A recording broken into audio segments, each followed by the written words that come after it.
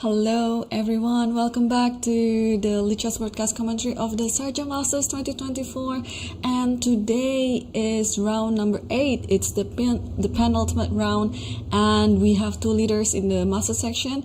Everything is at stakes, 2 more rounds to go, and who is just going to be the winner in the end. Tomorrow is the last round, and we will have it at the same time, at the same place.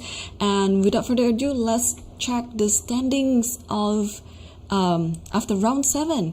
And as I mentioned earlier, we have 2 leaders. Dvar Bardia from Iran and Sam Shanklin are currently leading with 5.5 out of 7. And on today's round, they are playing against each other.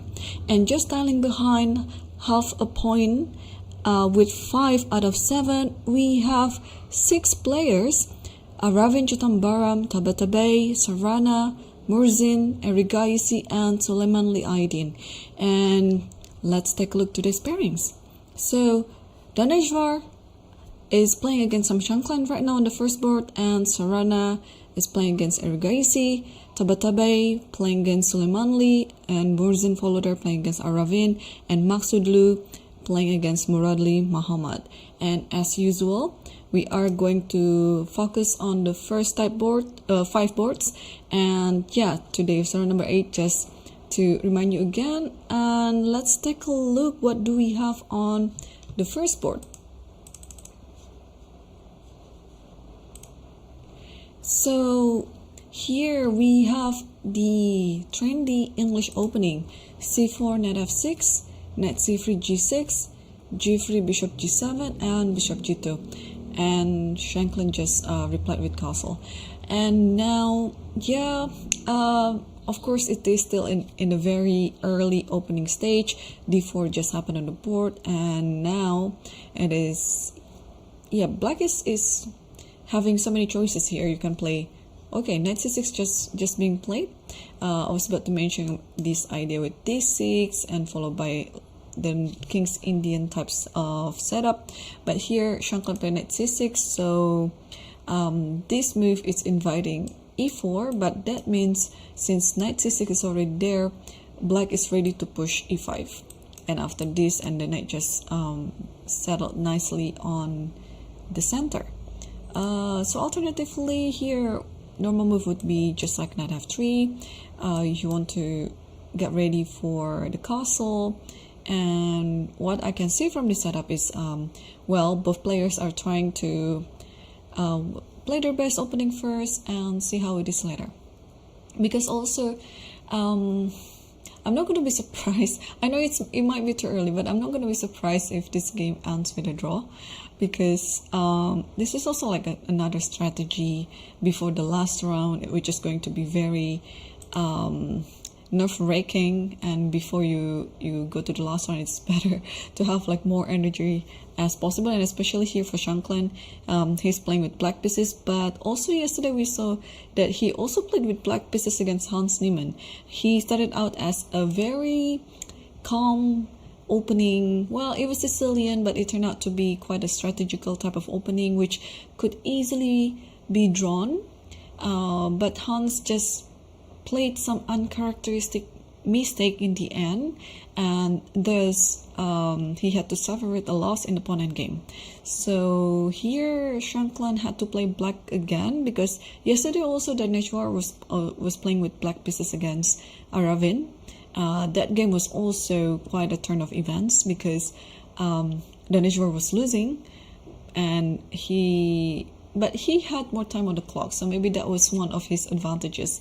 And Arin didn't manage to convert the game, and he actually did some mistake in the last moment of the game, and those Arin merged as the winner and playing against Shanklin today. Alright, so Dvar played knight f3, and here, since this diagonal is already closed, Shanklin could play d5. Though this move could be looking quite dangerous, yeah, because of the diagonal. But this is almost like the reverse Grunwald. Maybe after takes, and then e4, and takes this and takes this.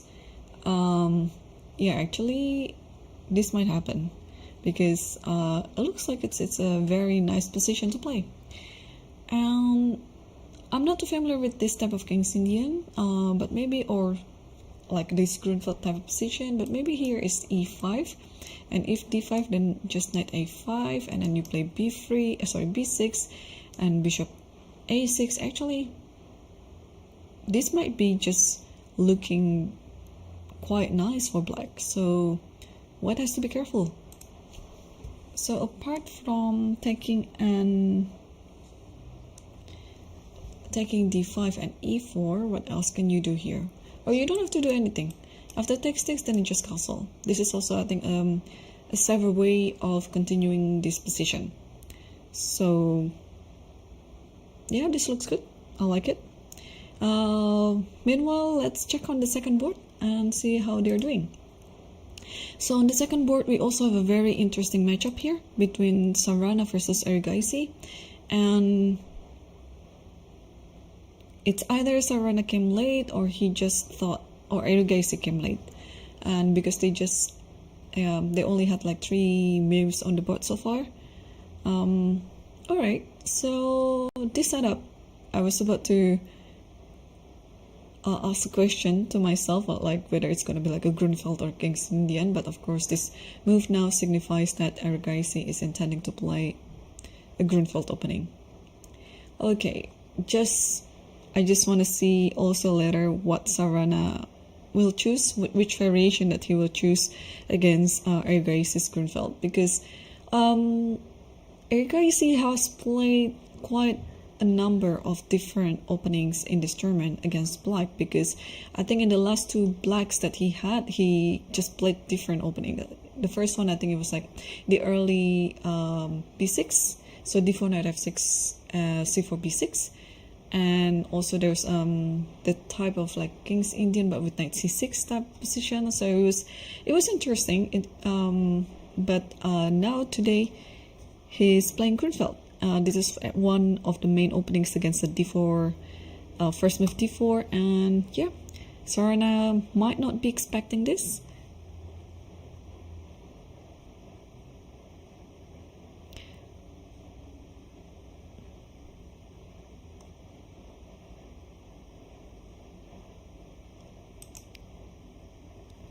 Okay,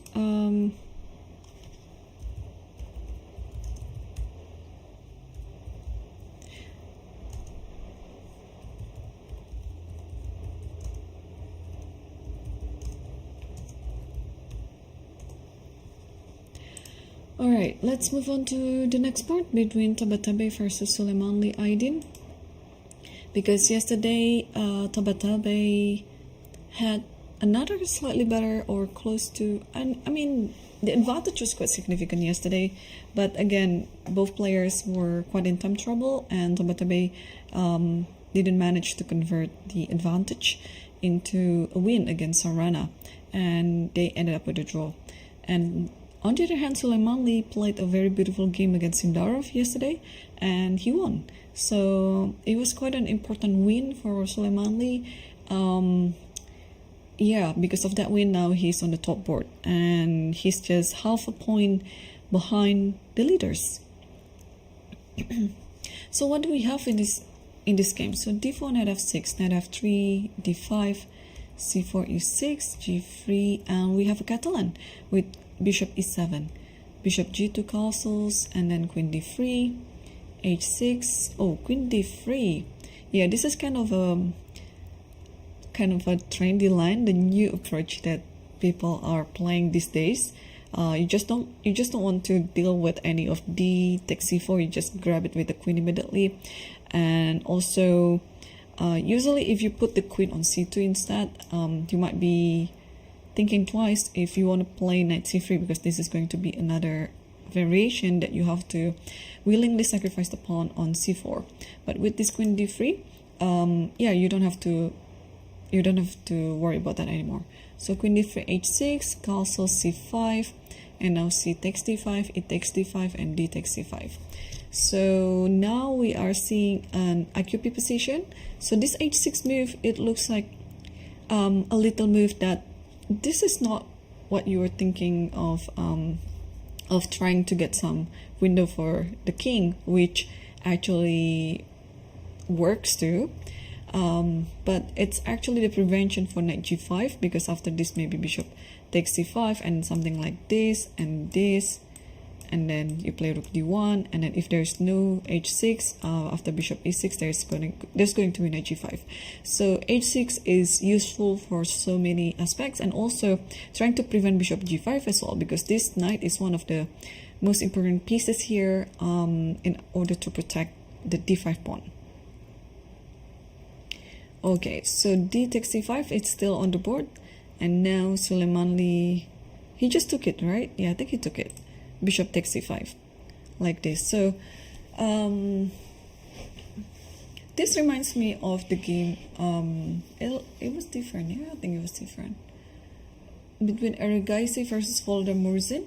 It was kind of like a similar structure like this, but yeah, I think it was a bit different.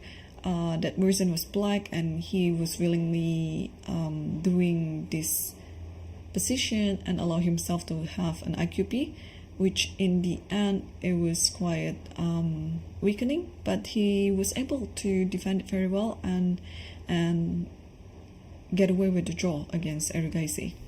So bishop c5 is still the last position in this position, the last move in this position. And let's switch to board 4. This is our former leader, Arafin, and he's playing black right now against Morzin. And okay, we have a Sicilian. e4 c5, knight after e6, d4, c takes d4, knight takes d4, and a6. And after bishop d3, bishop c5, knight b3, and bishop e7. Bishop e3, knight f6. So everything looks quite normal so far. And now knight 1 d2. And after d6, now it's black's turn to move. So the idea of developing the knight on d2 is you allow this c4 to happen. But I was wondering, could you just play c4 in this position if you want to do it, and then play knight c3 next move? But maybe what could be bad in this position if you really want to do something like that? Or maybe what Morzin had in mind with knight 1 d2 is he wants to put it on f3. So maybe just castles, f4, and then knight f3. Maybe something like that. I'm just trying to ask this question, like what happened after d5? I know in this position Arafin played d6, but usually in such a Sicilian, if you could get away with d5 comfortably, then black should be fine. But here, what to do after d5?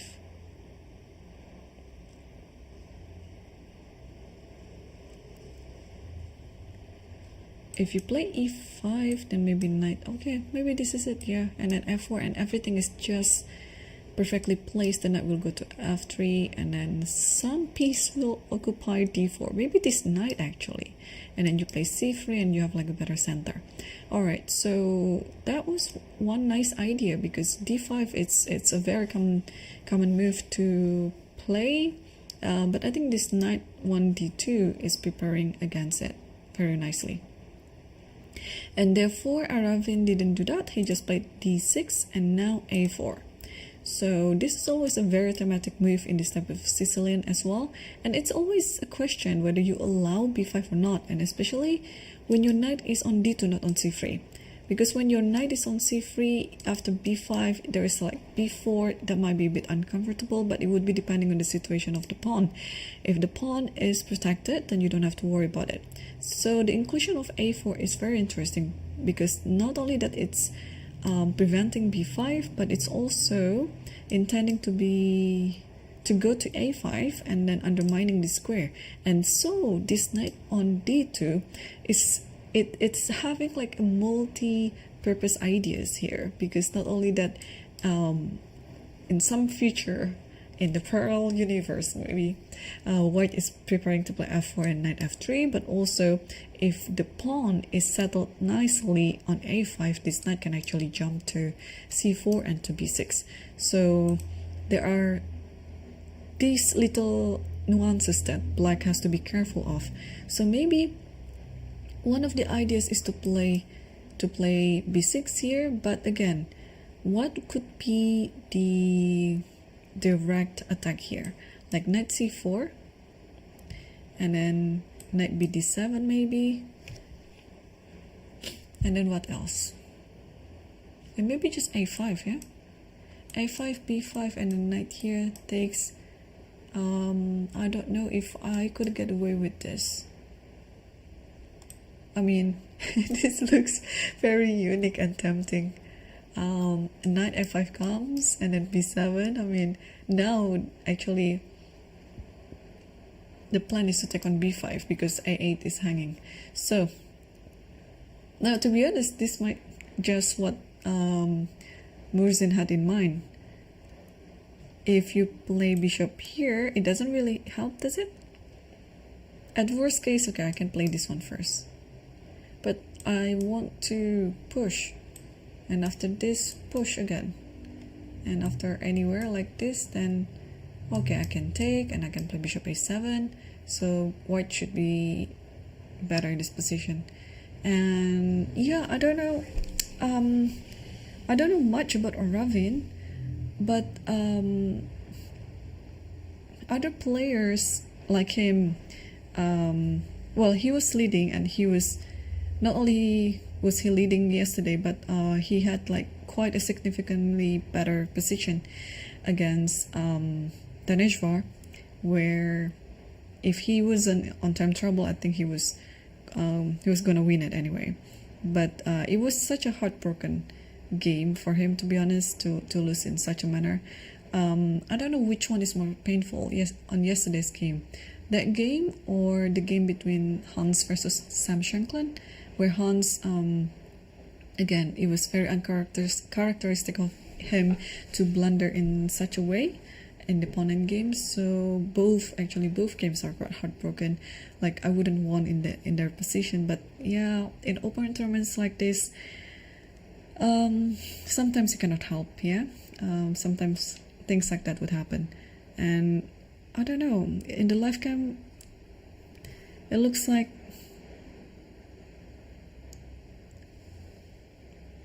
he was I don't know, like it feels like he looked quite sad coming to this round. Probably also, okay, this is the position that he's currently thinking now. Probably also that he's already out of preparation right now, and he just feels it that white is playing for all this sort of attack on the center and on the queen side. And also, yeah, you never know about the mentality strength of the players as well. So yesterday's game, as I mentioned, it was quite heartbroken for him to lose it in such way against Dvar, and maybe it's affecting him a lot. And before the game, usually Oravin is, like very steady, very calm, and just on this round, I could feel from his gesture, like he looks quite sad. And okay, hopefully he's gonna come back. He will bounce back somewhere in this round, because, well, the game has already started. You don't really have much time to recover both mentally and physically, because we are already playing round 8, and I'm sure the players are getting exhausted, and maybe that was one of the reasons of his loss yesterday. Chess fatigue can happen to anyone. And well, while he's still thinking, after this move a4, let's switch to board 5 and take a look at the game between Baram versus Mohammad. And I think we have like the normal type of Queen's Indian position. Okay, we're starting out as a Nimzo, and now after e3, bishop d3 and d5, and a3 takes, and takes c4, bishop takes c4 and c5. Knight f3, queen c7, bishop e2, b6, bishop b2, bishop b7, and castle. So Yeah, this is I think this has been played like, I don't know, thousands of times, this position. And yeah, the idea is simple. Although white has a pair of bishops, which normally you would prefer a pair of bishops compared to a pair of knights, but this is the position where black would try to close the positions as much as he can, because when you're playing with knights, it's better to keep the position close, and mainly trying to exploit the fact that this bishop is not a really good bishop. So a move like cd4, something like that, we can expect that it's not going to happen. Well, unless there's some other nuances as well. So while rook goes to d8, and this queen will move probably to c2. Actually, if the queen goes to c2 now, I think we can take, because this one is going to be quite a weakness. So the queen shouldn't go to c2 to allow anything after cd4. White should reply it also with cd4. So maybe, what can we do here? There's also another idea with bishop d3 and queen e2. I think there was a setup like that. And talking about development, this knight on b8 has to develop. So usually you'll go knight c6 and playing e5, just trying to pressure on e5, and also in many cases the knight will move to a5. So this is how you're trying to keep everything close, especially in the center, and meanwhile, when you do that, you're using the time to develop with your pieces. So it's gonna be quite a battle here. Yeah, Baram is still thinking. Yeah, this is like already the transition from the opening to the middle game, or maybe it's already in the middle game. But yeah, you just have to choose your setup correctly.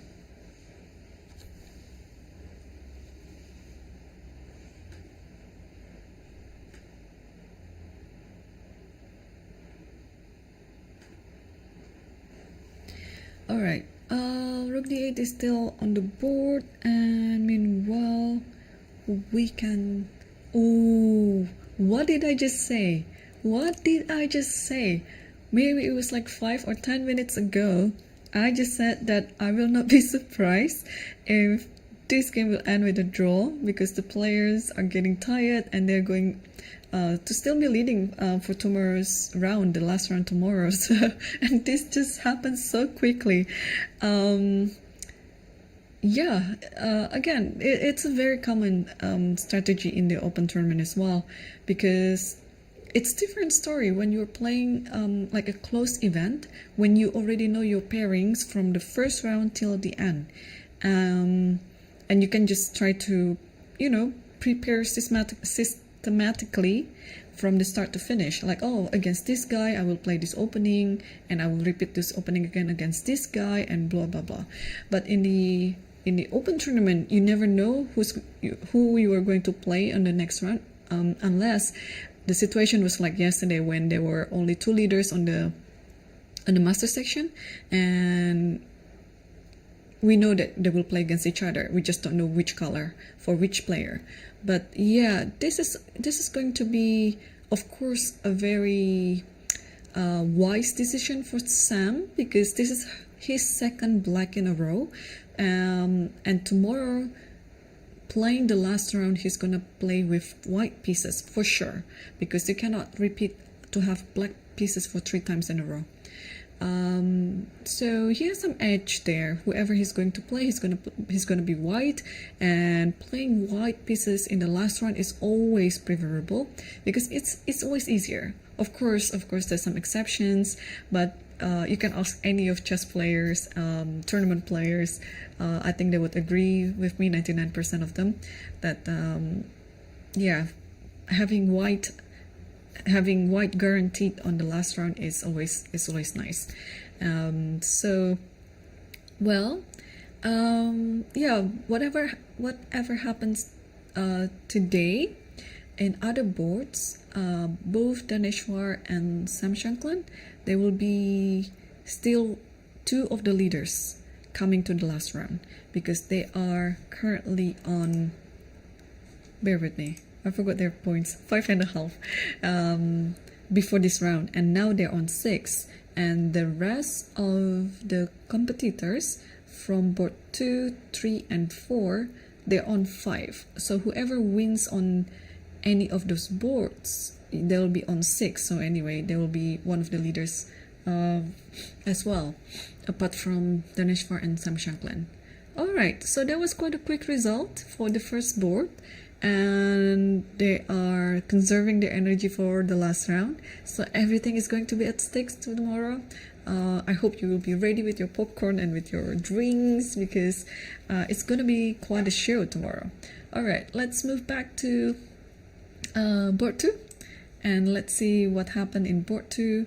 And we still have quite a normal position, and I think it was starting out as a Grunfeld, and here Saana chose one of the rare lines of bishop f4 and bishop g7, so he just wants to transpose it to like a normal type of, probably, well, this is still Grunfeld, but it's more like a rare line of Grunfeld.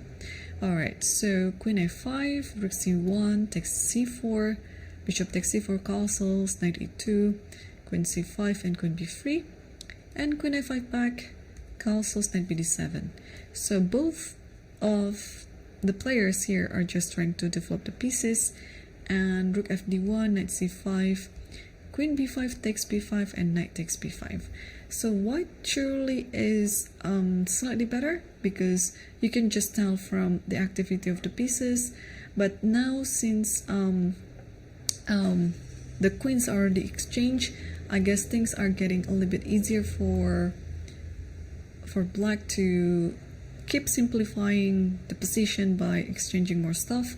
And now Arjun just played bishop e6, offering another trait of the bishop. And yeah, we might expect another draw again on this round. I mean, on this board, because, well, objectively speaking, it's still quite equal. Maybe slightly better for white, but the advantage is quite minimum.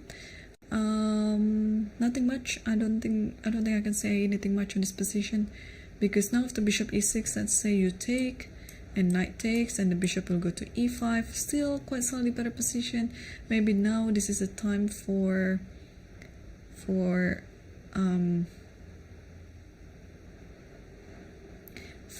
black to play a6. I was just thinking what happened after knight c7. Maybe after this just knight takes, and this might be a bit worrying, but there is this knight e8. Is it? No, maybe not. Rook e7 is there, so this is not a move. Alright, so gotta be careful after, yeah, because after bishop e6, if white takes on e6, you have to take with the knight anyway, and now the bishop is under attack here, so you might want to move it to e5. But maybe has to be careful with this idea of a6. But instead of doing that, what could it be? Or maybe just rook here. And if this happens, and this one, then rook can go back here, knight b5 and knight here, because thankfully the rook cannot give a check to the back rank because of this knight on e6. So yeah, Saran is still thinking what else can he be calculating in this position. If you don't want to take on e6, what about b4? b4 forces bishop to take on c4, and now you have to take the bishop because it is attacking both the knights, and now knight goes to e6. Probably it would be just quite similar. And now after bishop e5, after bishop e5, maybe now, okay, a6, there's knight c7, and we see this position before. Oh, maybe that's the difference. If a6, knight c7, and then knight goes here. Or the other, sorry, the rook goes c8, or the other rook actually. Rook f, but I like this rook better. But we can check. So knight here takes, knight takes here, and this should be just equal. I don't know how to take this back. I think both are possible, but maybe this one is safer anyway. And now this one is under attack. Alright, this is totally a possibility. So, well, Saana is still thinking. So we saw bishop takes c6, we saw b4. Is there anything else? Oh, what about knight c7? Knight c7. This position looks quite complicated even without the queens on the board. So I was just assuming that everything is still within Arjun's preparation, because he didn't really take much time to play all these moves. So yeah, but a move like knight c7, for example, I would be a bit worried if I didn't have any preparation beforehand, and I would just, you know, spend more time on the board to calculate everything. Let's say after knight c7, I think you want to take on c4. I grab this rook, this one also gonna be grabbed, and let's say rook d2. So now both the knight and the bishop are under attack. But maybe, yeah, maybe you can just take this one, yeah, because if you take this, there is knight d3 or anywhere pretty much. But if this takes, then I think you can just put your bishop like this, or even knight e4. This is a better move, and black wins immediately. Okay, so well, we saw 3 good candidate moves. Those 3 moves are looking quite natural. I mean, those are like the spirit of the game. I wonder if we have anything else. Alright, so bishop e6 is quite good then.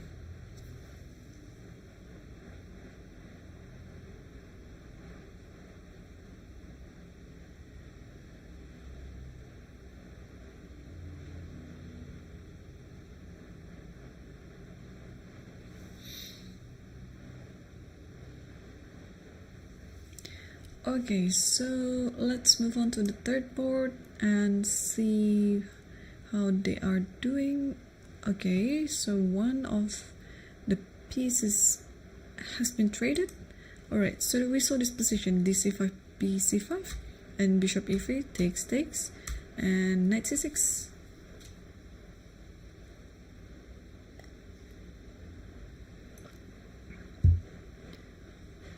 Okay, what's gonna happen here?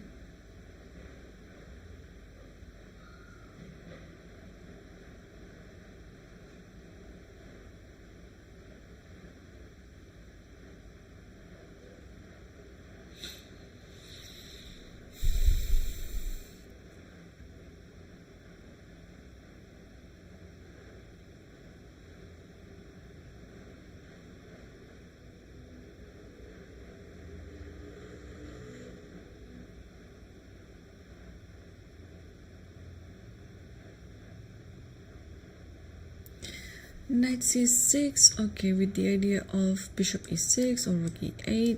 Black has quite a clear plan to do, and even though the pawn on d5 looks weak, but I don't think white can try to exploit it now. So, and queen f5 is going to come, and rook a d8. So far it's pretty good. In fact, I think white has to be careful, because it looks like with this presence of IQP in the center, black has a little bit better position, but maybe I'm wrong. So knight c6, for example, here you cannot play knight c3 because of d4. Though the c3 square is the most ideal square for the knight, so that one is already being taken away from white's possibility. What else can you do?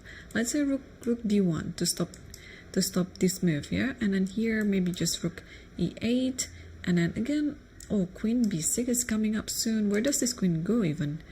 Let's say, yeah, thinking where to go with this queen, because also e2 is hanging, so you cannot really comfortably move the queen. If the queen moves here, this might be okay, but also gotta be careful with, I like this move, just queen here, and knight goes here, bishop may be coming up soon. Oh my gosh. So yeah, this is one of the positions. I guess this idea with bishop e3 is not that great, because now without this bishop, black can just move quite freely.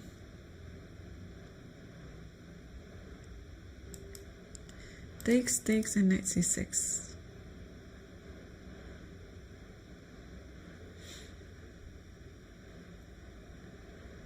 Okay, let's move on to the fourth board between Morzin and Arafin.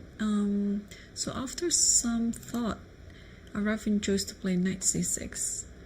Okay, this move, of course, one of the candidate moves you can play in this position: b6, knight c6, knight bd7, castles. These are pretty normal, yeah.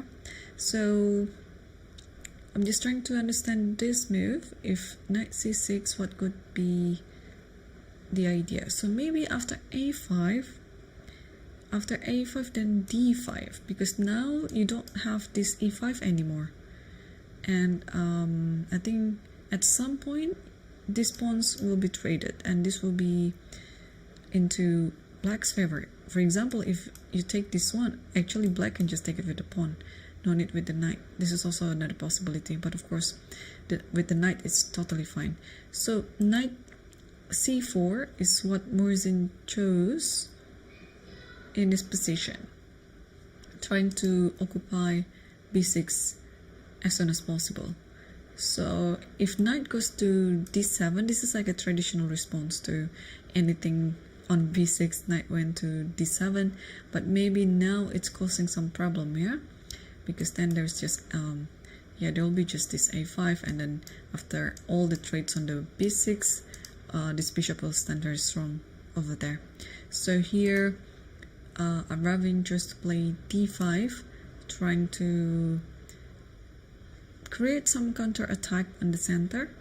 And maybe now the critical line is what happened if the knight goes to b6, and now attacking both the rook and the bishop.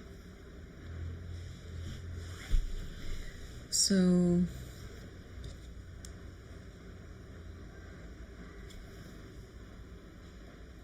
one second.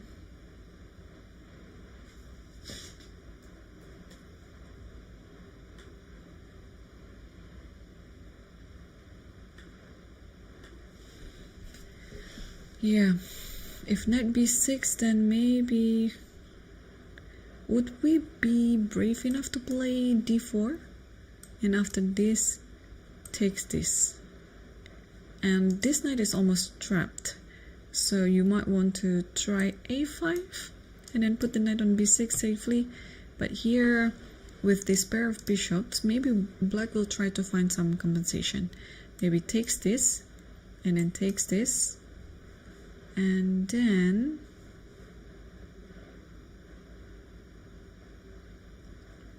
here looks good to me. And if the knight moves like this, there's check, castles. Yeah, I mean, looks pretty good. So maybe he's thinking in such a direction, because after d5, for sure, I don't know whether this knight b6 is the best move or not. For sure you have to think about it.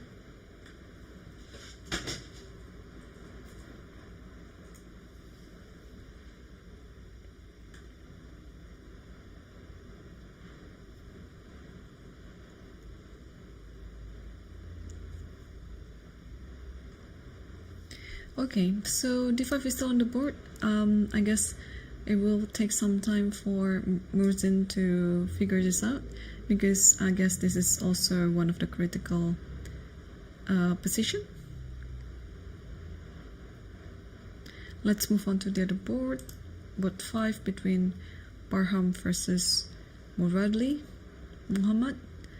And yep, as we expect, after rook d8, okay, rook e1 first, and after knight c6, rook c1, and rook ac8. So yeah, black has totally a clear plan in this position. Not rook over here, and maybe in some of the variation you put the queen on b8, and maybe maybe the queen goes to 8 later on, and the knight will be on a5. So yeah, this is still pretty standard reaction to this position. Let's also check the game between Fakitoff versus Hans Neimann on board 7, because Hans today he's playing with black pieces, and if he still wants to be around the leadership of the tournament, then he has to pull a win in this game against Fakitoff, which is not going to be easy because Fakitoff is very strong grandmaster. And what do we have in this game? So we have like a Rosolimo type of position, takes, and d3, queen c7 and e5, and knight d5 and c4. All right, knight b4, a3, knight a6, queen e2, queen, okay, bishop g4, knight bd2, and rook d8 and h3.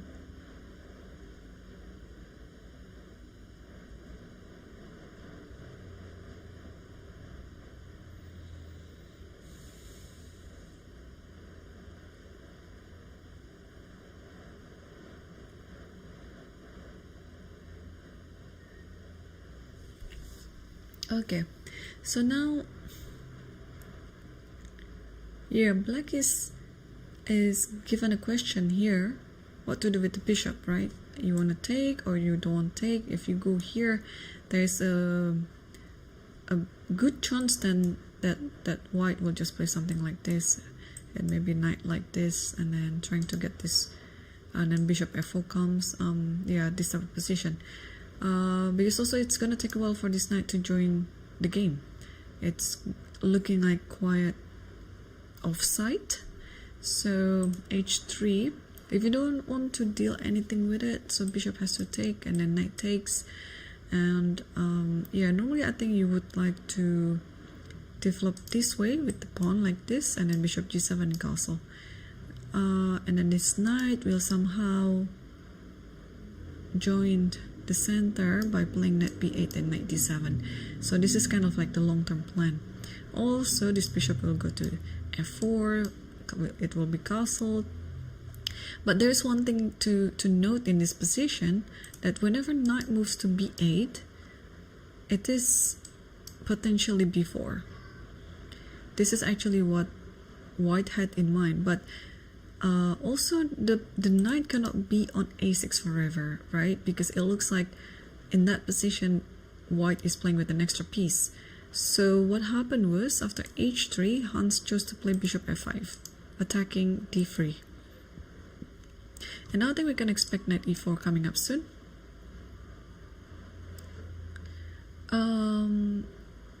There's one thing, like after knight e4, queen d7, and here I think you can just get away with bishop f4.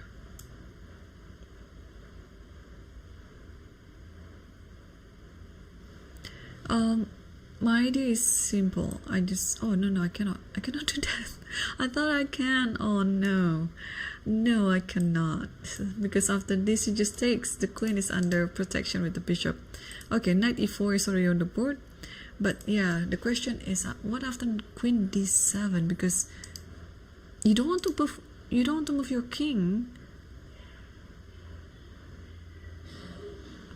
But if you don't move your king, then how to protect this pawn?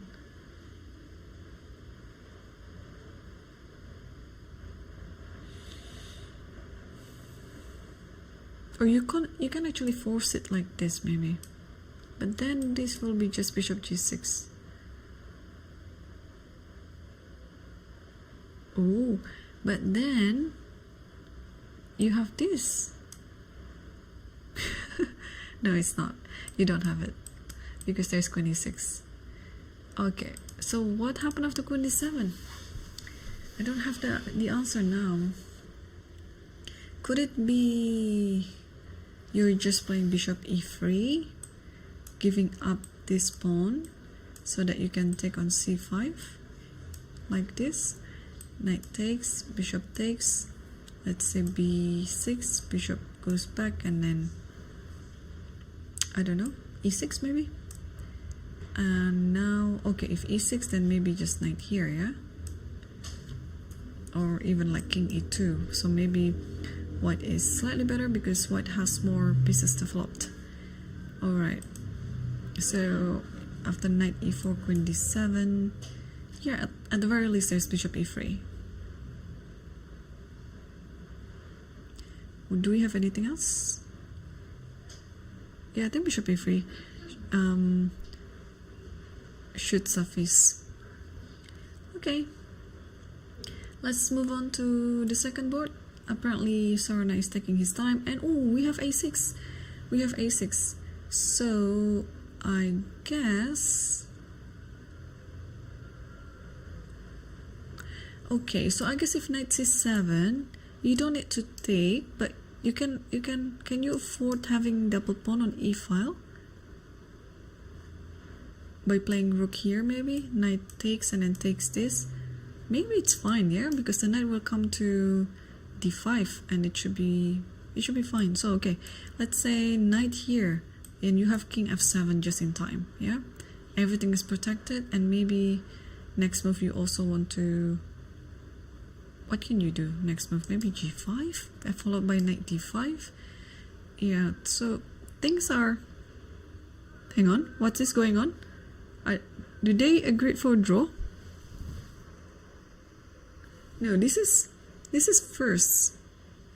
Let me check the, they did agree for a draw. So first board and second board. So it's just not being registered yet on the DGT board. Yeah, so after a6 they just agreed for a draw. Okay, looks quite simple, right? Because yeah, whatever the knight goes, I think it's just gonna be quite equal again anyway. So the first two boards, they have this strategy. They just want to come back to their hotel rooms and get ready for the final round tomorrow. Because yeah, it's gonna be hard if any of the players, especially with the two positions that we saw on the first two boards, if they're going to take a risk, it might actually backfire. So they're playing it safe because just one more round to go. They can actually see which position they might be at depending on tomorrow's result. Okay, so it means we have 3 games left in the top 5 boards. Tabat, we can always count on him. We can always count on him playing interesting game. So here we saw the position up after, what was it? I think it was knight c6, right? And yes, it takes away this possibility because there is this d4. So here white play rook d1 followed by rook e8 and queen b3 and rook takes e2. And here white just sacrificing this pawn in order to get more activity. And now knight c3 is on the board. So now both the pawn on d5 and the rook on e2, they're under attack. So if this was a blitz game, I would have played this move instantly. But I'm just trying to find out what Suleimanli might be thinking in this position after knight c3. So because an attacking move like knight here might not be useful because there's another queen going to b5 attacking this and keeping everything under attack still.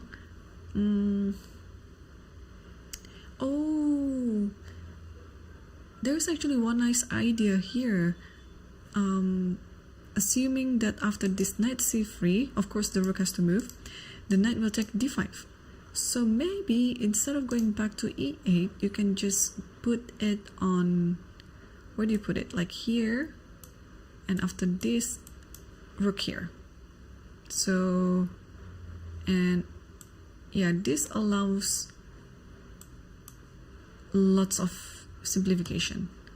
And here, if takes here, and maybe in this position, where does the queen go? Still, white is slightly better, but don't think it's enough. So the queen can just hide on c7, bishop e6 is coming, and rook will come as well. Okay. Although it doesn't matter how much I want this to be quite a battle, but looks like black would be able to simplify the position. Okay, what of the fourth board between Morzin versus Arvin? Because we have bishop b6 on the board, and now Arvin is still thinking. I have a feeling that, yeah, he's not in his best form coming to this round because of what happened yesterday. So, okay, bishop b6. Just trying what he might be thinking. Like queen d7 is kind of automatic.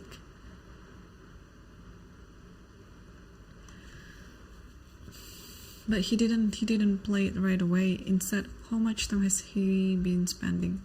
10 minutes. 10 minutes. So could he be thinking, sorry, not d4, but takes on c4? Bishop b6, queen d7.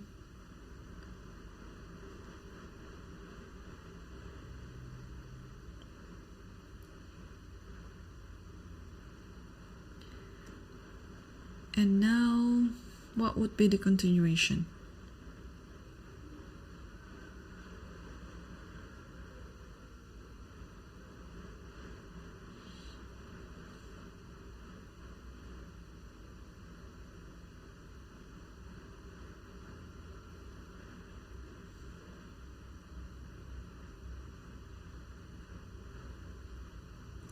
If takes this one, I think black should be fine after knight takes, right? And then just castle next move. So, oh, or maybe this is not okay because there is this knight c5 and the queen kind of like trapped, and you have to take this, and bishop takes. Not only that white has a pair of bishops right now, but also white has many ideas with this knight check to d6, and you cannot stop it. And then, okay, white just has to castle, and then white will be in the driver's seat because the position looks just amazing for white. Alright, so bishop b6, queen d7, it's almost like automatic, right? And now after taking here, this actually what Morzin might be planning. Takes, and now we see the position of the knight takes, but what happened after e takes d5?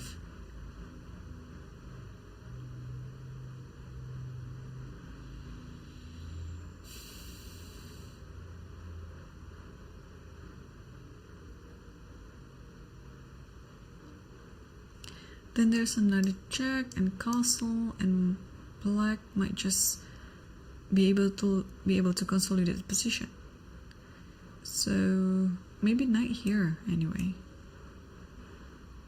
Yeah, maybe knight here with the idea of bishop here, because if you play d4 here, at the very least we can take twice, yeah? And then just win a pawn, because after this there's bishop b5 and you kind of like losing this queen. That is at the very least. Also we can think about other continuation, like maybe knight f5. Also bishop f5 maybe. Yeah, maybe just either those moves, yeah, and then just win the pawn. That's it. Alright, so things are looking great here for Morzin. Let's check the eval bar. So white is just slightly better. So what is the idea again? Yeah, queen d7 takes on d5. takes on d5. Yeah, so we saw the right continuation. Knight e3, and then you have to castle here. So castle, and white just enjoys a better position.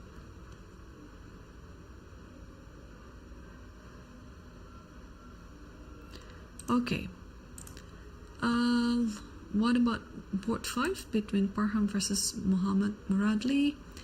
And still not much going on yet. So after rook ac8, Baram just played bishop f1, and instead of going to a5 here, Muradli chose the other plan by putting the knight on e7.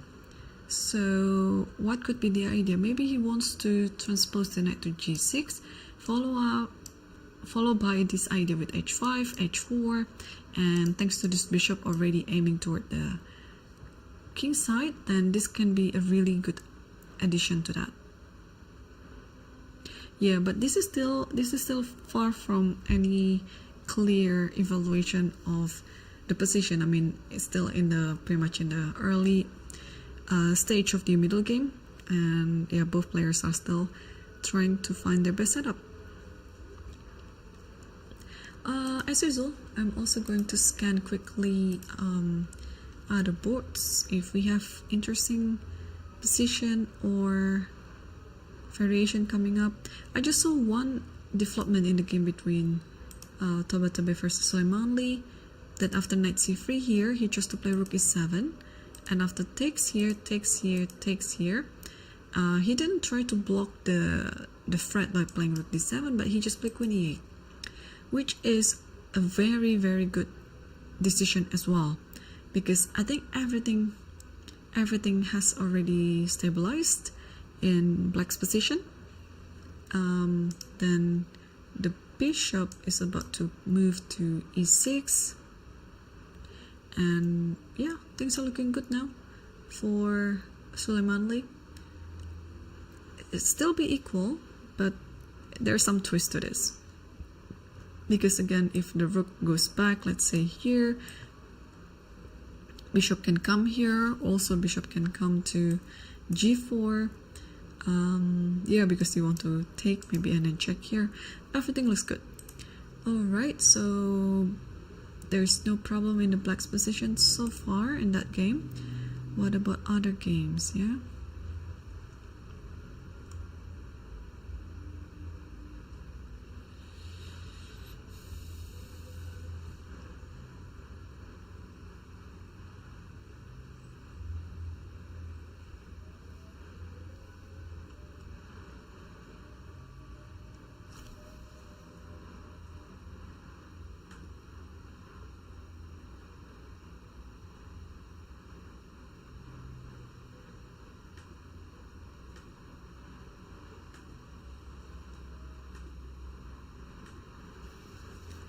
Okay.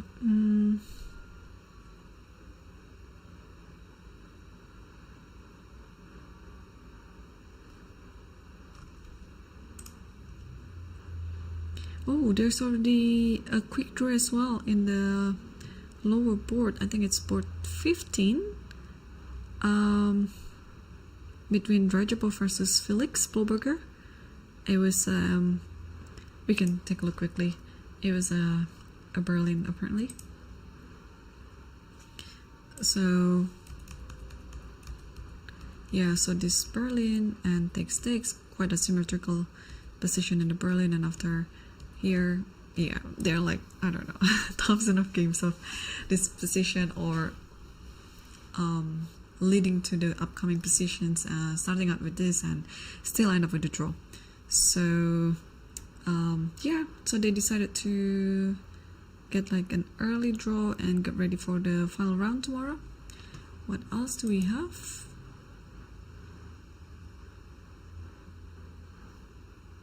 Oh, another draw.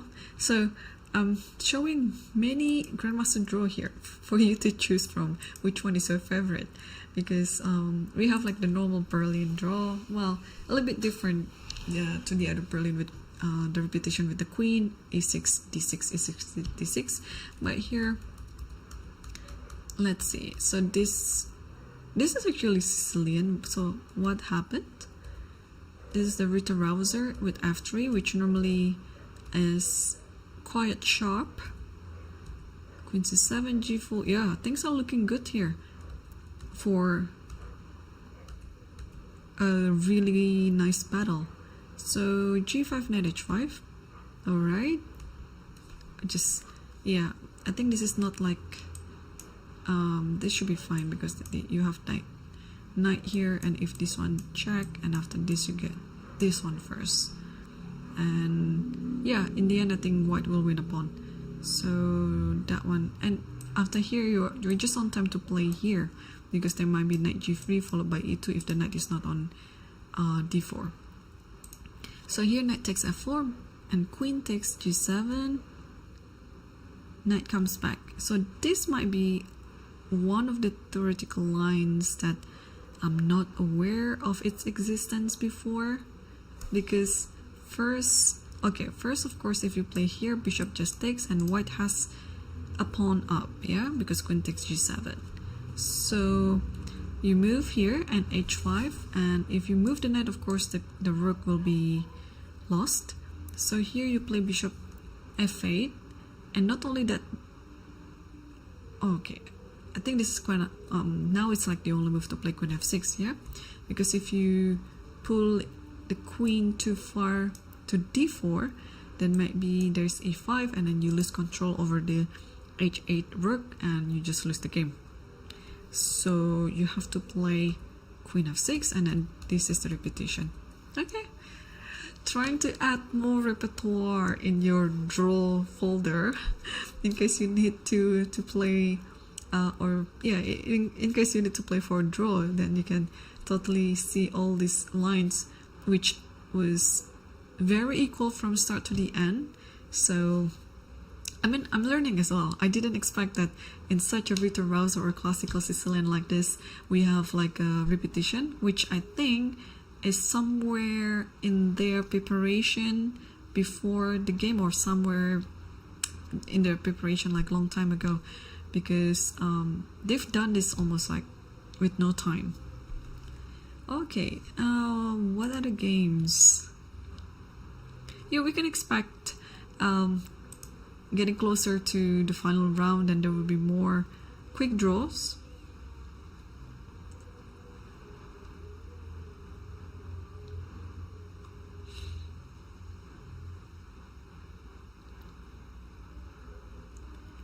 Okay, there's also one game.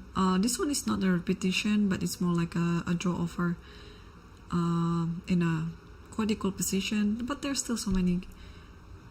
Actually, to be honest, what happened? Let's move on to that game. Yeah, it's between Cardoso versus Jirov Sanan. So Jirov is now playing for Hungary. I see. I was not aware of that. So bishop f5, h4, h5, and c4. So okay, normal Caracan position. Takes bishop d3 and takes this, and g6, and apparently he over the draw. Because quickly looking at the e-file bar, white is apparently better in this position by 1 plus 1. So if I'm not mistaken, this was the game between Fashali versus Goichkina. It was it was looking similar, but it was coming from a Russell Limo, not Caracan, which looks very similar as well. The setup, the pawn structure, and the formation of the pawns especially. Okay, and we have another game here that's also ended with a draw. Graviliescu David versus Seturaman. Let's quickly see it. So it was a Scotch opening with this, okay, knight b3 position. Alright, a4 takes. Oh wait, what? Okay, so a5. Normally you would insert a4 to stop it, but here Gavrilescu, sorry, have a hard time in pronouncing the name correctly. So bishop e3, a4, so you take on b6, takes on b3, move the bishop back, takes on a2, capturing everything on a2, and knight f6, back to c3. Okay, things are looking just equal now, yeah? Queen here and bishop here, castles, and they also agreed for draw. Okay, do we have more draws in this position, in this tournament? 1 hour in to the last, no, 1 hour into the penultimate round.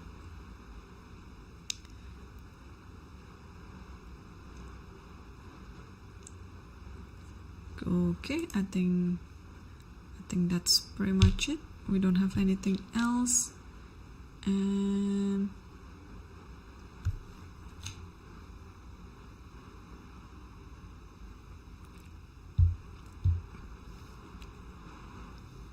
ooh, let's switch back to Max or Lose game.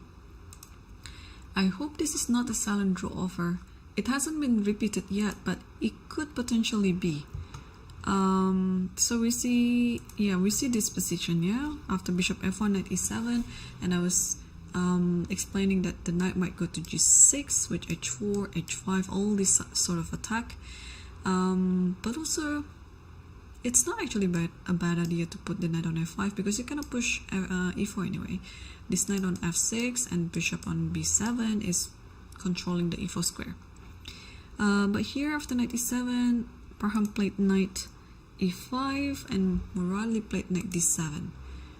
I think the best move here in this position is to be back to f3 because I think if you trade the knights, what is the advantage? You might actually be helping black in getting what he wants, like takes here, maybe rook here, and then pressuring this point, because the knight here is kind of like one of the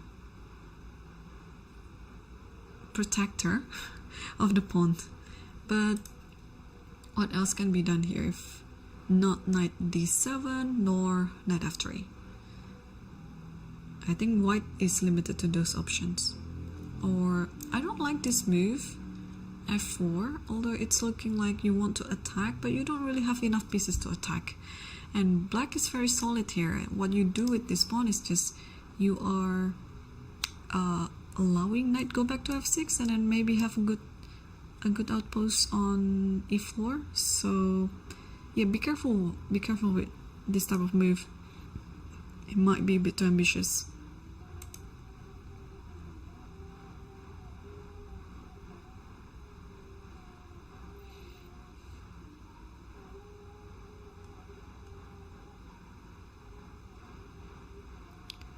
And interesting position is coming from, oh, we have another draw between, okay, bear with me, I'm gonna pronounce his name correctly, I'm so determined. Zemlyansky Ivan. Alright, against Abimanyu Mishra. We have a Sicilian, it's Najdorf even, but how did it end with a draw? Oh, this is the very old famous poison pawn variation. You take on b2. Yeah, there are lots of drawing games after taking on b2. It's almost like 25-30 move theory. Okay, rook b1, queen a3, e5, h6. Yeah, takes here and knight d7. Wait, there was one game. I think I tried to play. Okay, many years ago against maybe Wei or some very strong Chinese grandmaster. He was very young then. I believe it was Wei. I think we came. Okay, I have to check my database again. I might be wrong. I mean, mentioning the wrong person, or maybe I was actually working on this variation as white and then having Wei as my reference because he was very good. Oh, by the way, but Wei and Sicilian, if you're a white player, you should totally copy Wei's repertoire as white because he's almost unbeatable as white against Sicilian. Although I can brag myself that I beat him once in a rapid game sometime last year. It was such a very close battle. I was so happy that I could beat a very strong grandmaster like he is. So anyway, back to the topic again. Sicilian, if you're playing white, copy the repertoire like Wei, but you have to be very brave in choosing most of the variations, because what Wei did against Sicilian when he was playing white is he chose this type of variation where you have to really know the theory, 30 moves out, or it's not only one branch, it will be like a few branches that you have to really, not memorizing it only, but understanding it like every single move. So if your opponent went astray, like one of two moves different with your preparation, you're not going to be confused because you understand correctly what is going on with the variation and with the game. So let's continue this one.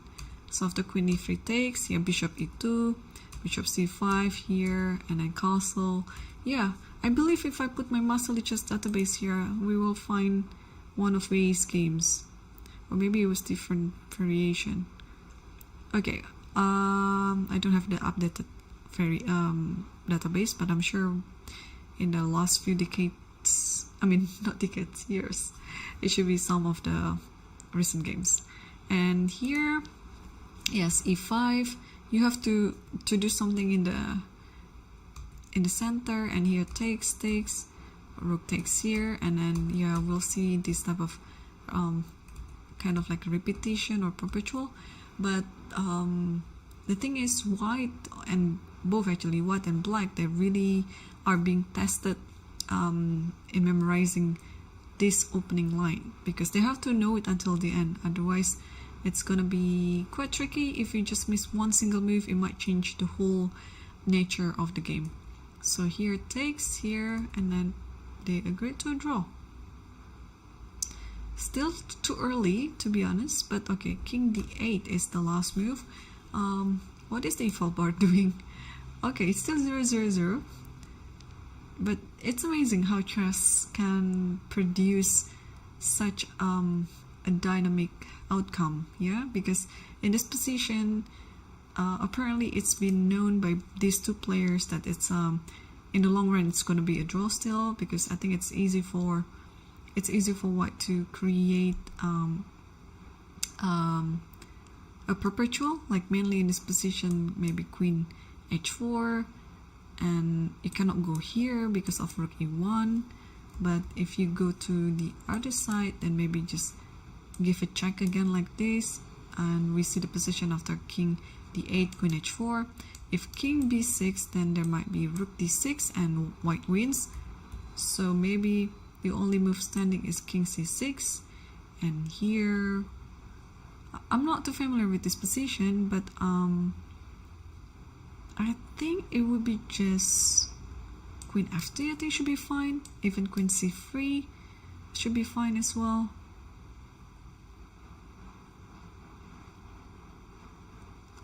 What about this? Actually, check, and then I think you have to stop it like this. Okay, this king c6 is kind of playing with the fire. Of course, black could just repeat the moves, king c7, king d8, king c7, king d8, because it looks like after bishop e5, yeah, I don't understand, like maybe white is just better here. Let's check. No, I was wrong. Queen a2, what a move. You play queen a2 and you're fine. Oh my gosh, I don't understand chess.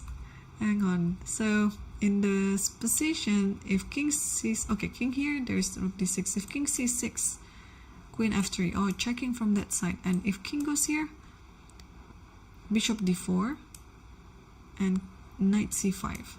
And what to do in this position? Oh, you just take. Takes, and queen f8. Okay, this is complicated. Like, maybe they agreed to a draw for the best, because it can, yeah, they don't need to go to this line, right? They can just repeat king d8, king c7 like before. So okay, yeah, so they agreed for draw after this move, king d8. Do we have other updates on the other boards?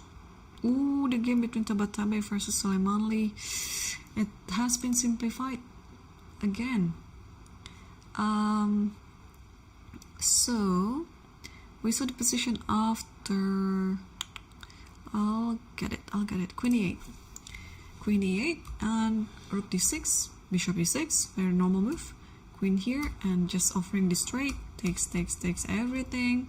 a3, what a move, right? It's showing that I'm totally fine. So rook d8 and now rook d1. Alright, are we going to see bishop e6? Because we can stay on this game for a bit. I think after the rook trade, maybe after bishop e6, I don't know actually. Bishop e6, bishop f5, I mean e6 looks okay, but gotta be careful after this. Maybe takes and knight d4, which is still fine too. There's nothing wrong in this position.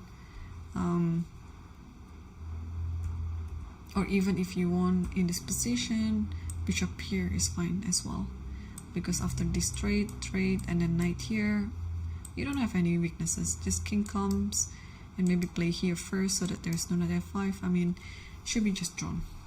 But Soleimani is thinking right now, I think he's trying to make sure that he's not missing anything to get the very equal position or very equal endgame. But I'm almost sure that he's going to offer the rook trade. So the bishop has to move. Where the bishop moves is still a mystery to me. What did he do? Oh no, he didn't do that. He played king f8. I think equally good. I mean, again, even in this position, you played g6. It's fine, yeah? Like, there's nothing wrong with any of those moves. But king f8, he's playing a very principled chess that this is the end game and it's time to bring the king if you are playing the end game.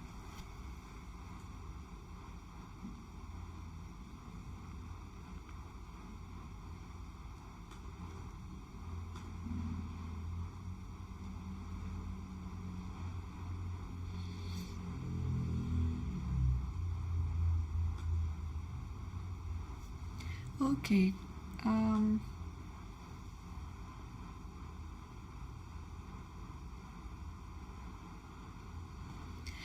while they're thinking, and I expect that in the next 10 minutes they will shake hand and agree for a draw. Let's move back to board 4, because this was also interesting that after bishop b6, Arin thought for quite a while here to finally decide queen d7, which looks like it's the only move to play here because the queen doesn't have anywhere else to go. So how much time did he spend? Wow, half an hour for queen d7. It's really showing that he's not in the best form. Alright, e5, and knight e3, and here he played queen d6. So white is slightly better, so I think we analyze this position after castles here, which is totally acceptable for black, but here he played queen d6. I don't know whether this is for the best or for the worst. Because what does it do even? You wanna play bishop e6 maybe, or you want to also controlling f5 here? Should any of the piece comes to f5, like knight f5 or bishop f5. What else are you thinking in this position? Okay, candidate moves, yeah? White's candidate move could be castle here. You can also play a5. What else can you do? Bishop c5, always trying to attack. And what else?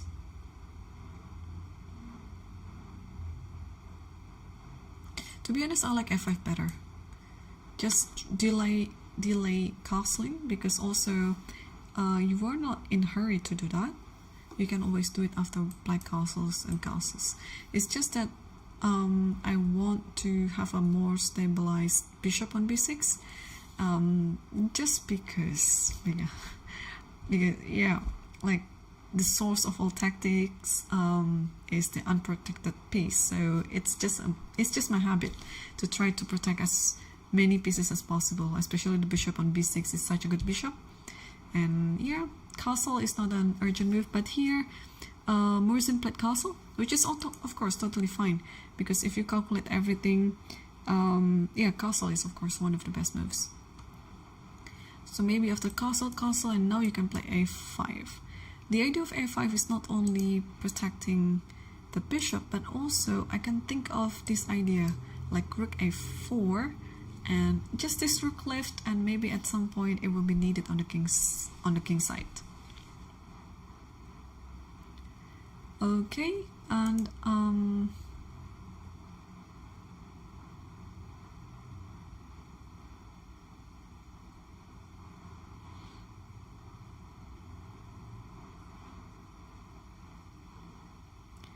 yeah, I'm trying to look for the games as well.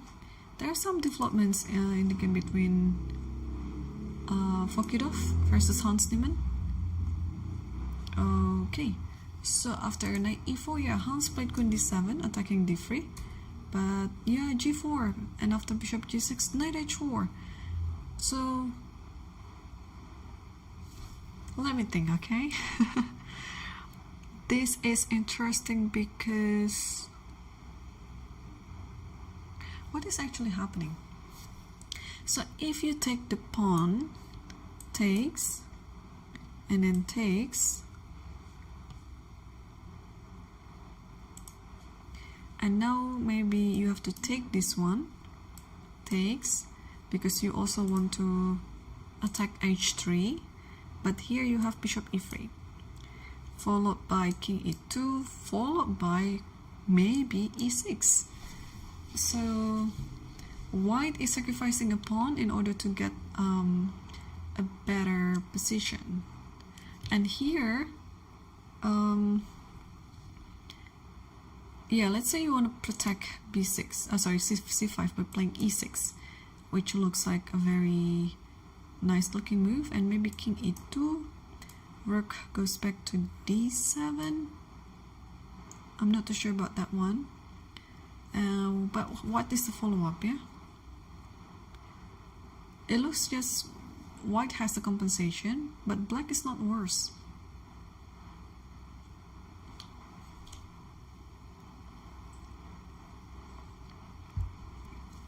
What happened? So Hans decided to just take on e4, so without taking on d3. And of course Fakitoff took it with the pawn, saving this one, and now maybe it's the time to play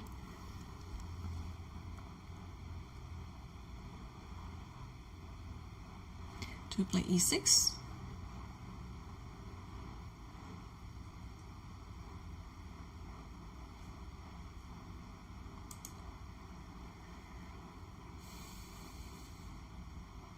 Yeah. Okay, this is still very interesting. We have some moves actually on the game between Tabat versus Soleimani. So let's move there. Then after king f8, here Tabat played b4 and then king e7. Yeah, the only hope that white can try is something to do with this diagonal and trying to hit the pawn on b7, but the pieces are highly reduced, so that attack, although it's still like a nice attack, it's not gonna be enough, because black will also have enough pieces to protect it.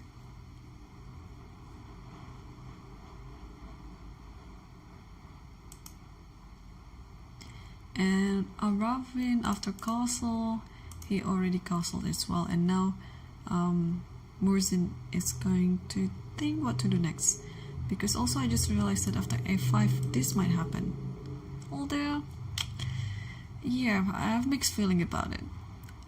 Oh no, I still can take this. So even though bishop b5 is no longer possible, but we have another discovery with bishop h7. So okay, turns out it is fine. It is still fine.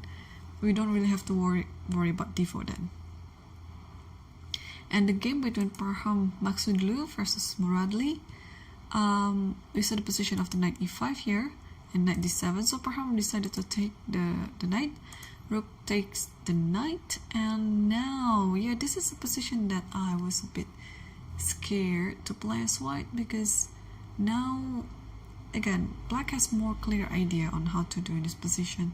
There's this e5, double up the rook, and trying to pressure the pawn. Because also, I think bishop moves like this doesn't really help. I can always play bishop c6, and playing the endgame with knight versus bishop, I think knight stands better in this type of structure.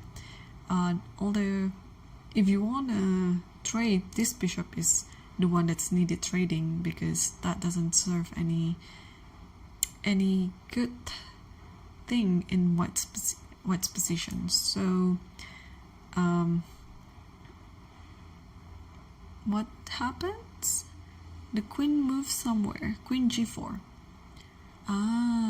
Tricky, Baram. So he's planning to play c4 now, and then try to open up this diagonal.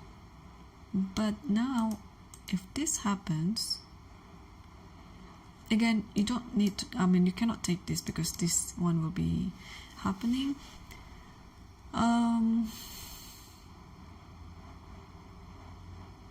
Also, not only c4, here with this queen g4, I think Baram is also planning to play e4. Opening up that way, could be. Because, okay, c4 is of course a nice idea, but now after c4 itself by black, now I think it's just a perfect time to play e4. And somehow this bishop will go via c1, and then, yeah, and try to join the game. Okay, you have to move the rook first, maybe rook c2, or maybe rook d1, and then bishop c1. Okay.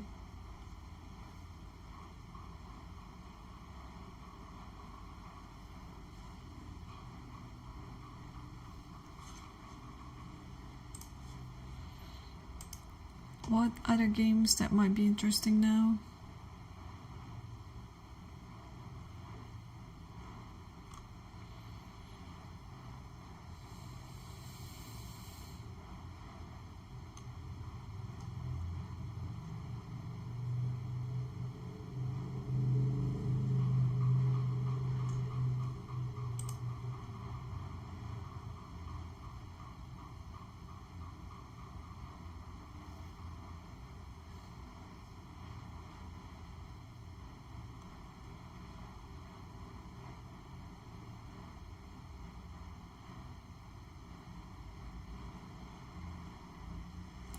Yeah, this can potentially be quite interesting. What is it again? Is it Petrov or what? Let me check. It's the game between Savian. Yeah, Savian versus Arigi. Was it Petrov? It looks like it is. Yeah, it is. And takes here, takes, and this type of attack. With this one, and h4, bishop d3, and king b1, and knight g5 here. And yeah, this is the position where it's been in many strategy books, yeah, that knight g5 is a very thematic move in order to attack the king, and especially h7. And when the pawn pushed to h6, you kind of like ignore it. So that's the beauty of it. And here white played f3, because if you take this, it's gonna be quite a fatal blunder, because after this happens, let's say knight goes here, thinking if there is a way to maybe just g4, because what I want to do is, okay, this bishop is very strong, of course, and after knight c5, you can actually not pause, but I'll give you some time to think what to do in this position as white, because it's another, it's like a pattern recognition again, because this type of finishing it should be quite thematic, and every chess player should know. All right, so it's just like this. giving up the rook and takes, and queen goes here and here, and queen goes here and checkmate on h8. So I think that is partly why here Savian played f3. Not only that he's protecting these squares, because this might be two important squares, this knight can jump to in either of these squares, and not only that, but he's also preparing for any move like g4 followed by queen h2. So here after f3, black played c5.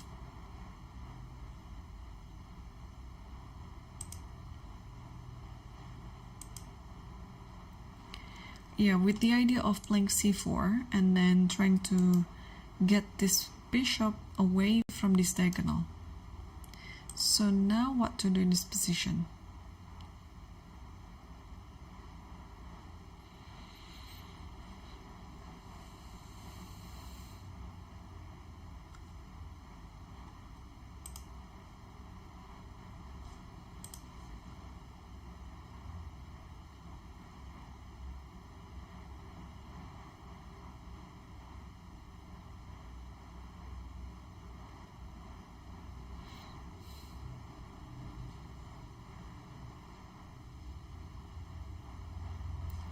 Yeah. Let's see the full bar actually. Okay, white is slightly better. Wow, look at that. Even though c4 is the intention, but here white just ignore it. So after c4, what do you do? Not bishop f5, yeah? You just bishop e2. And if takes,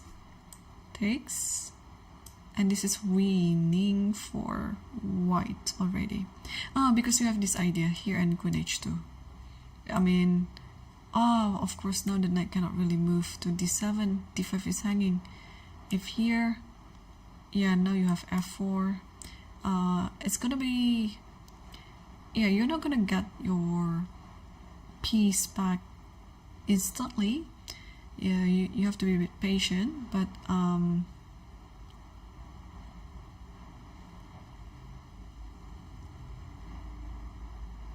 yeah, things are looking very great here for white. So c5, let's see if Savian will play this move g4, because looking at his last move f3, I think he's totally preparing for it. Okay, there's some games already, I mean there's some moves already happening in the top board, so okay, there's actually one quick draw again on the lower board. First, Erdős Viktor versus Sulejmanov. So just take a look what happened in that game.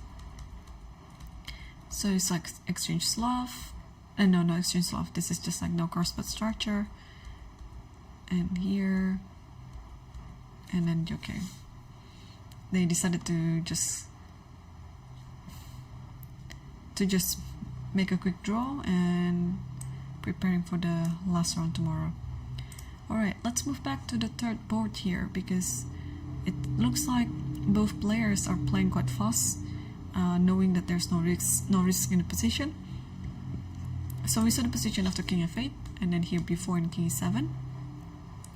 And here, rook e1 check, bishop e6, b5, and the knight went to a5, knight e5, king f6, and f4. So I think, yeah, I think in this position you might want to activate the rook, but where should the rook go? I'm a bit worried of Tabat because it looks like he's trying to push this, but if the rook comes to d2, let's say, like just to back rank, just out of the principle, and he did it, yeah, because it's a very natural looking move anyway. It looks like white is defending, and only black is playing for a win in this position. So yeah, well, after a few moves, black is improving a lot. Like the king is already improved, and the presence with the king means that you have like an extra piece to play. And after rook d2, rook will come to a2. Yeah, white has to be careful here.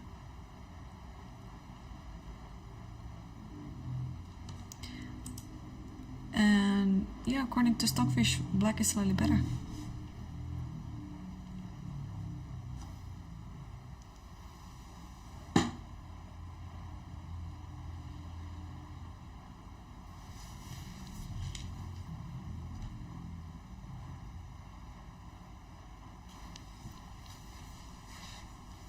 Okay, and apparently Morzin is still thinking in the last position of the castles.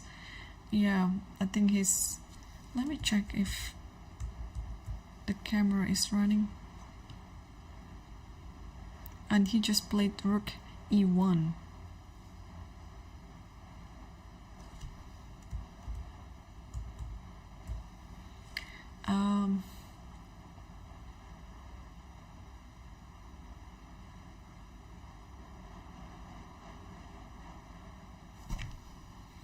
Okay. Yeah, rook e1, of course, this is a very nice move, yeah? I think white is spoiled with choices here. You can play rook e1, you can play f5, you can play h3 if you want to. But I think rook e1 serves as a tactical purpose. Maybe it wants to play any move like bishop c5, trying to get e7 bishop, or bishop f5, and try to get this position with the knight on f5 ladder, which looks really good. Okay, so Arvin has to be really careful in this one. And I think on the 5th board, after the last move queen g4, yeah, Murali hasn't moved yet. So, but what could it be? Let's see. So, oh, the computer suggested f5. This is quite unusual, because what happened if you play such a normal move like rook here, for example? Here there's c4. Yeah, this c4 is always the culprit of black's position. So you have to be really careful of this c4. And again, I don't think c4 yourself will solve the problem, because now it allows e4. So this is like, it's either of those two. So that is why the computer suggested to play f5, because now the queen has to move. Queen g3. Okay, let's say we see this endgame, and then now c4. Okay, so that is the purpose, yeah? You want to play c4, but also you are preventing white to play e4 himself. But I can still build it, right? By playing f3 maybe. But here a4 has to be played. Yeah, a4 is also quite thematic. Let's say you want to build it and play here. There might be like bishop here. Oh no, not immediately. So maybe rook here first, and then go here, or go here, and then rook goes here. So this is important, not to miss it. But we already played queen c6. Wow, queen c6 and d5 is going to change the nature of the game, really. Because, alright, just to give you the visual of this move after queen takes, there is c4, and you just lose on the spot, because queen takes g7 is a threat, c takes d5 is a threat. So after d5 you have to take it with the pawn, because again, if you take it with the knight, it's the same story. You play c4 and the knight is hanging. If the knight goes here, bishop takes and the pawn is pinned. So you have to play what? You have to play f5, and giving up a piece like this, takes and takes this. So after d5 you almost guaranteed to take it with the pawn. But if this happens, then there is bishop here and takes, and then c4, and if you takes this, queen takes d7. What is going on? d5, such a nice looking move. This might be missed by Muradli, because this tactical continuation is very, very concrete. But I have no idea if he really missed it, or if he's planning something else, because d5. Okay, this is a perfect position for if you're writing a middle game book, right, on how to continue. I mean, or pretty much like a puzzle as well, but not like a puzzle that you're gonna win after like 3 moves or anything, but it's more like a long-term advantage that you could get away with a better position, which I think in our analysis is close to winning. So d5, it's very often that players miss this type of move. When you move a piece or a pawn to a square that is overly guarded by other pieces, like this. Like how many pieces can take this pawn? Queen, rook, pawn, and knight. And in any capturing with any of these pieces or pawn, white always has something in mind. Oh my gosh. I think knowing Baram and how good and how sharp he is in tactics, I think he's gonna play d5, because I just like this idea. d5 takes, and here bishop b5 can also easily be missed. And here you have to take, right? Because the bishop is attacking both indirectly, the queen and the rook. So when you take this, then c4, and you have to take it, because now it's made in 1 on g7. So you have to take the bishop, and after this, the queen is attacking both the pieces. And how are you going to survive? White will be left with an exchange up in the end. Alright, Baram is being very, very patient. I mean, I don't have the updated time for this game, but I'm pretty sure he has enough time on the clock to figure this out.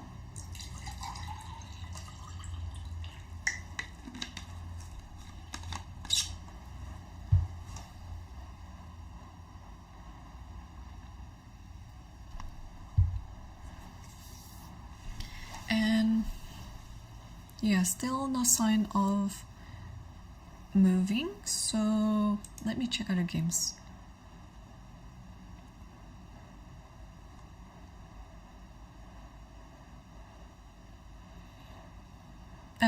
He just did something. Is it d5? No, he played f3. Oh, that's heartbroken. Oh, he played f3, didn't play d5. Both players just missed it. I mean, it's not because I'm sure, how to explain this. It's more like the mental block, yeah. To even consider a move like d5, you have to kind of like empty your mind, and yeah, because who would have moved to a place where it is just being overly guarded by other pieces?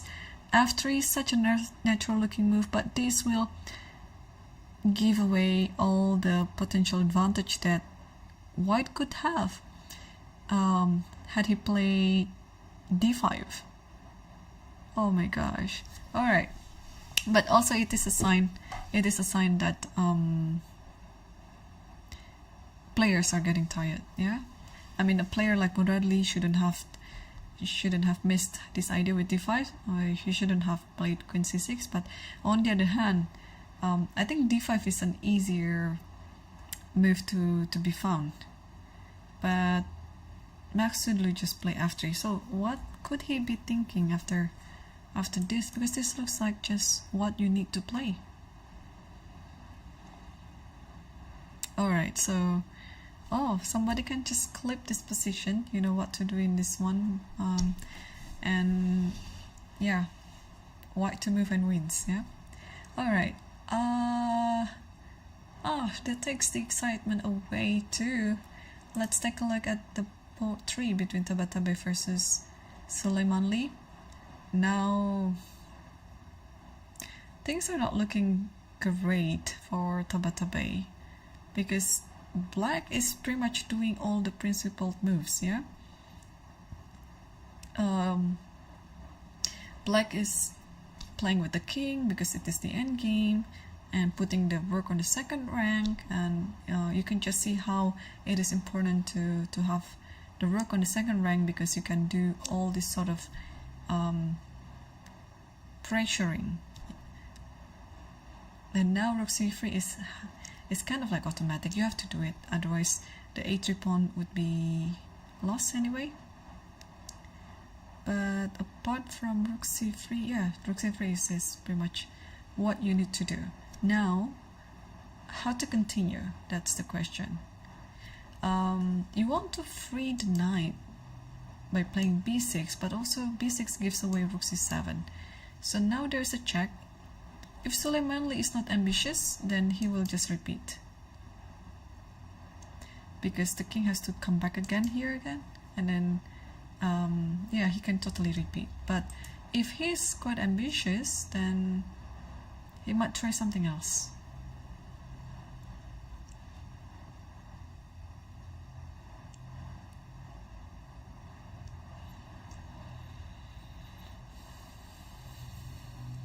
Yeah, because if he plays this, then I think the king has to come back to g1 again. Any other square would be quite dangerous.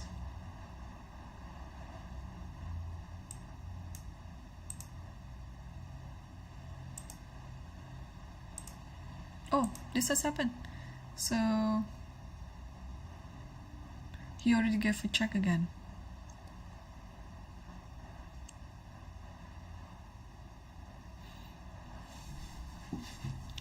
Yeah, I was wondering, is a move like g5 a candidate move?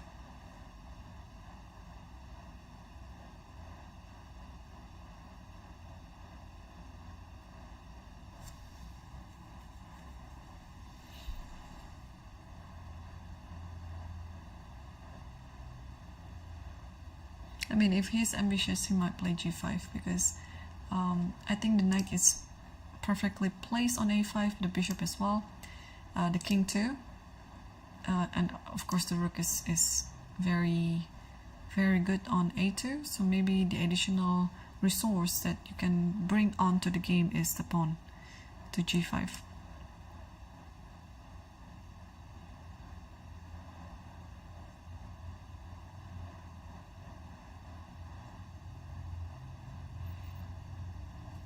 Because then okay, the pawn cannot take, and you are actually thinking of taking this, and maybe king f5, attacking f4. But if this happens, okay, let's think what to do. Could it be just knight d3, trying to protect the pawn like that?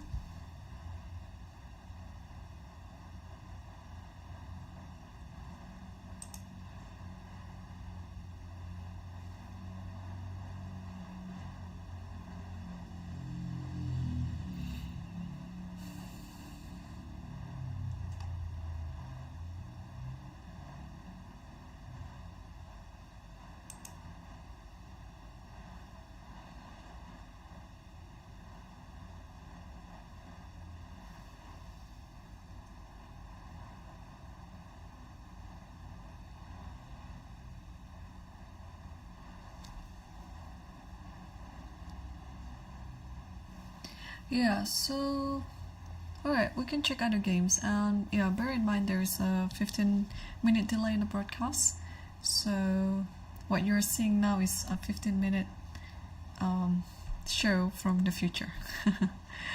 Alright, so Suleimanli is still thinking, and we can take a look and update ourselves on the fourth board here.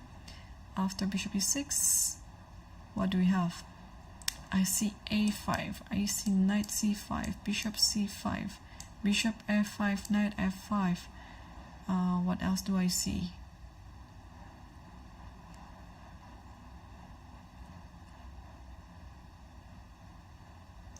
And all those moves looks very good. Okay, what does the computer say? Knight c5, bishop c5. So it's the c5 square pretty much, yeah? So bishop c5, let's say, queen c7, and it is suggesting to take on e7, and queen or knight e7. So queen e7 maybe, and then bishop f1. And then rook fe8, and c3, and queen c7. Okay, so you're just pretty much playing this position with the IQP, but this is like a better version for the one who is playing against IQP, because it's just serving as a long-term weakness on d5, and you just have to play around it. And okay, I guess the game between Baram versus Morin. We still have f3 on the board. This is the last move in the position, and I think while players are still thinking, I think it's the best time for me to take my first break. So stay tuned and see you again in a few minutes.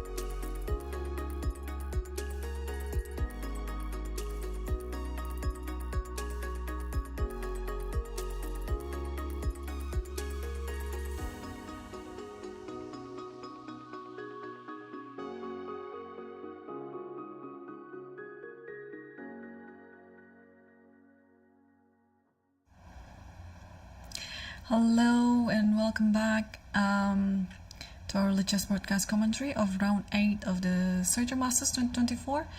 And we have some development here in the game between Tabat versus Soleimani Aydin. And here after G1, so Soleimani did a few checks on the back rank, but eventually he played G5, so it already shows that he's becoming ambitious. And what happened? Just on the live camera, Tabat just made some claim. What was it? Check here, and check here, and he gave a check, which I guess what Tabat claimed is if he's going to play this move King G1, then it's going to be a threefold repetition. I'm not sure what is going on with the arbiter is already there. He might be, yeah, I think they're checking about the possibility of the threefold repetition. Also sometimes you feel like with the game being so intense, you forgot that how many times you have repeated the moves. But is it threefold already if King G1 is gonna happen? Because I think this is what Tabat claimed to the arbiter. And yeah, sorry, we don't have the view. It is being blocked by the arbiter, and I think the claim has been rejected because I think this is still like 2 times. Maybe he forgot that the other one when it happened with these checks is the pawn is still on G7, so it's not threefold repetition yet. Only when this happens, and now we'll see 1, 2, and still after King G1 is not a draw, unless after King G1 Black would play Rook A1 again. So I think it's easy to understand that the claim has been rejected by the arbiter because the other checks happen when the knight is still on E5 and the pawn was still on G7. So although it looks like it's similar, but it's different. But there was some laughter on the game between these 2 players. I'm just trying to translate what is currently happening right now according to my own understanding. So this is not like the official update because I don't have any audio or anything. It's just a camera. So I think the arbiter is currently checking with the broadcast. I mean, for the DGT board, and then just to see what's happening on the board. Like if the threefold repetition is currently happening, because the players, I think the clock is still stopped while the arbiter is going to check, and maybe after that we'll see or we'll know the answer whether they're going to continue playing or the claim has been valid. But I don't think it's a threefold, is it? So after knight d3, 1. Okay, maybe after knight d3, yeah, so this position. So this is maybe 1, 2. Maybe that's starting from knight d3 position, maybe. And then now, if the king goes here, we have 3 positions like that in a row. So yeah, so that's this thing in chess. Like you can claim a draw before you intend to play the move. So you call the arbiter that, hey, I'm going to play this move, and if I play this move, then it's going to be threefold. So, but I was also wondering, can he just play King G1 and then claim for the draw that way without the intention? And it is threefold repetition. The arbiter just gave the decision. It is threefold after King G1. Yeah, so that was my mistake too, because I thought we start from this, but then we can start from this position.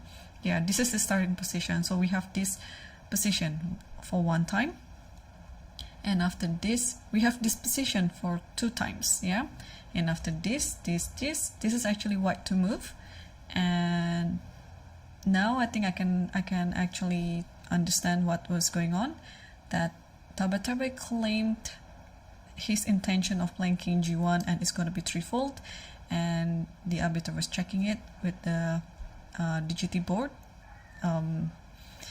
Yeah, they have like a team of the digital board section on the other room, and after he tried confirming it, it is a threefold repetition if the intent move was going to play anyway. So we have 3 draws in the first 3 boards, so not a surprising result, because I was actually expecting this draw earlier on in the game. I don't know what was Tabat did, because it feels like he played with fire and made the position complicated for himself, and he was just, I guess, quite lucky to get away with draw in such manner, because it's clearly better for black in this position. Okay, so that means we have 2 games left in the top 5 boards. Morzin versus Aravin. So after quite a long thinking, Morzin came up with c3. Of course, a very thematic move against the IQP. So let's see how much time he spent for this one. After bishop e6, he spent more than, it's like 25 minutes for this move. So of course he didn't take this position lightly, and I think the camera is just a bit frozen. I'm sure Aravin is already there.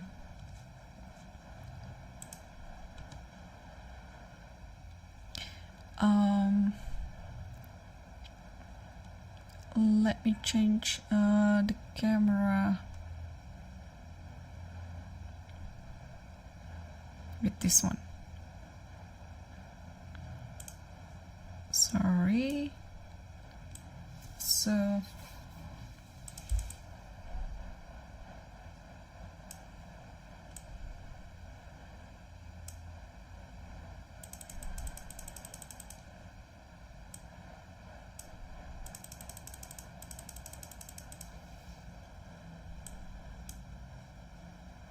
all right, so this is the view. Yeah, Aravin is wearing the blue shirt, and he's about to move something. What could it be? H6 maybe? Or G6? Ah, interesting. So G6 is to stop anything to do with the F5 square, bishop F5 or knight F5.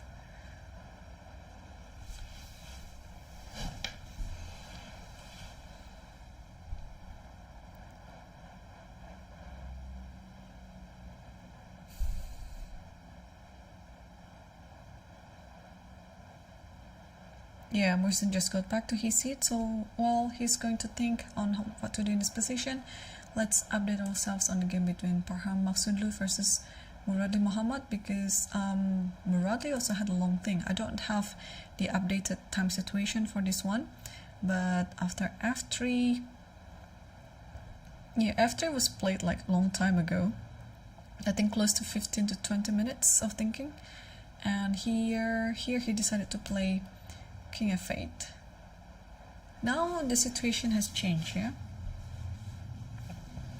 Because if you go for this position again after D5, now you can pretty much play anything.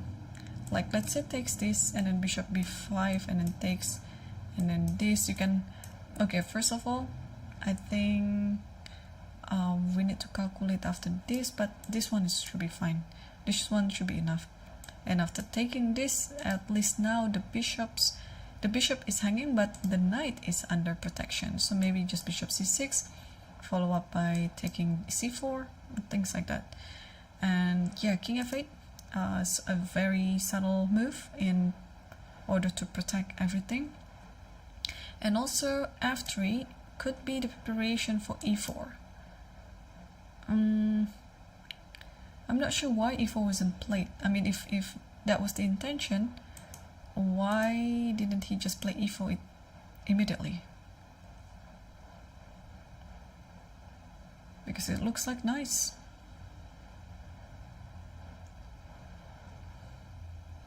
Ah, could it be this? e5?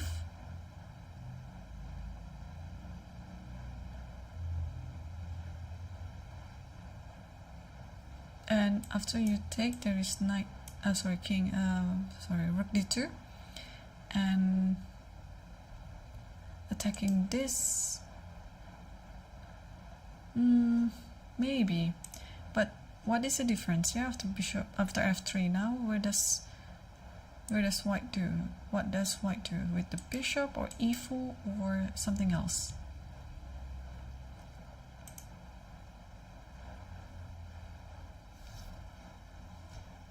c4.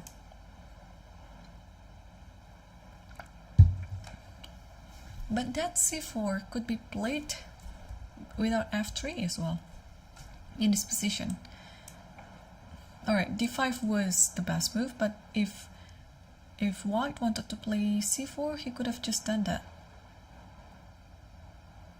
Ah, of course, this is the idea, yeah? Trading the queens like this.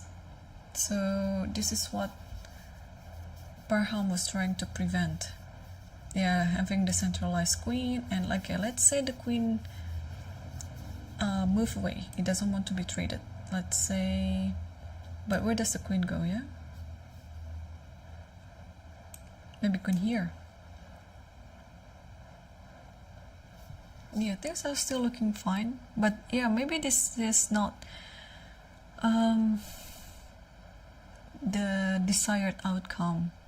Also, oh, queen f5, and then yeah, keep hunting this queen trade.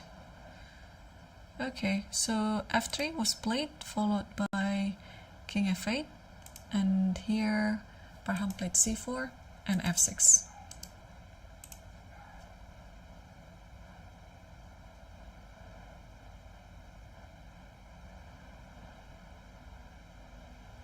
Yeah, because c4, of course, the idea of white just want to play d5 here, attacking the queen and also attacking this.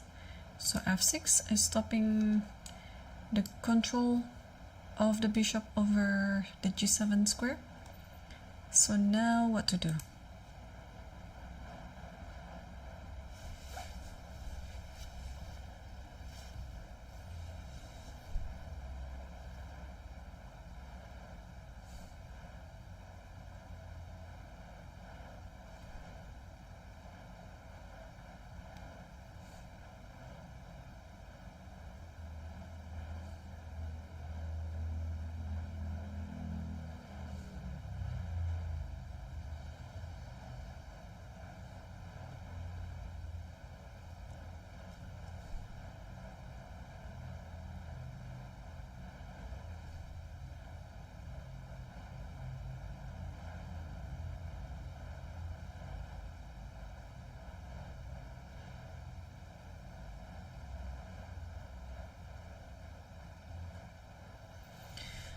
Okay,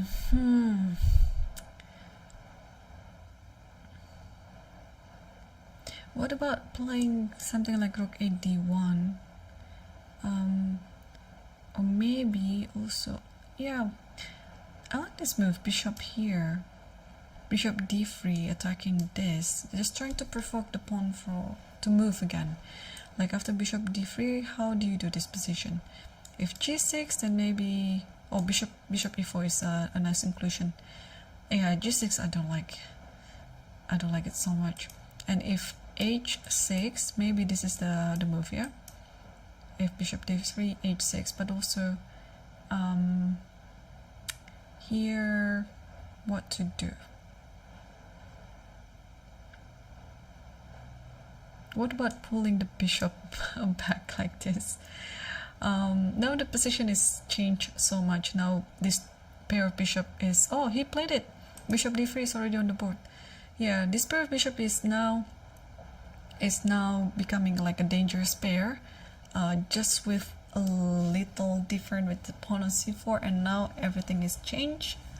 And yeah, Baram is looking like he's in the driver's seat now, but he has how many points? 4.5. So even if he wins, let's say he wins this round, yeah, he's still not among the leaders, because to be the leader of this tournament, you have to be 6 points out of 8. But well, that is one scenario. What about the other game? So Morzin versus Arafin, and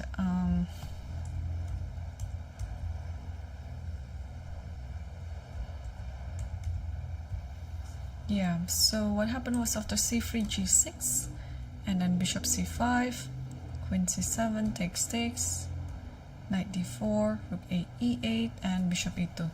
Yeah, it's gonna be quite a slow conversion here because you want to undermine the pawn on d5, but I guess the pawn is now pretty much safe. White stands better still, but it's gonna be hard to convert these to win.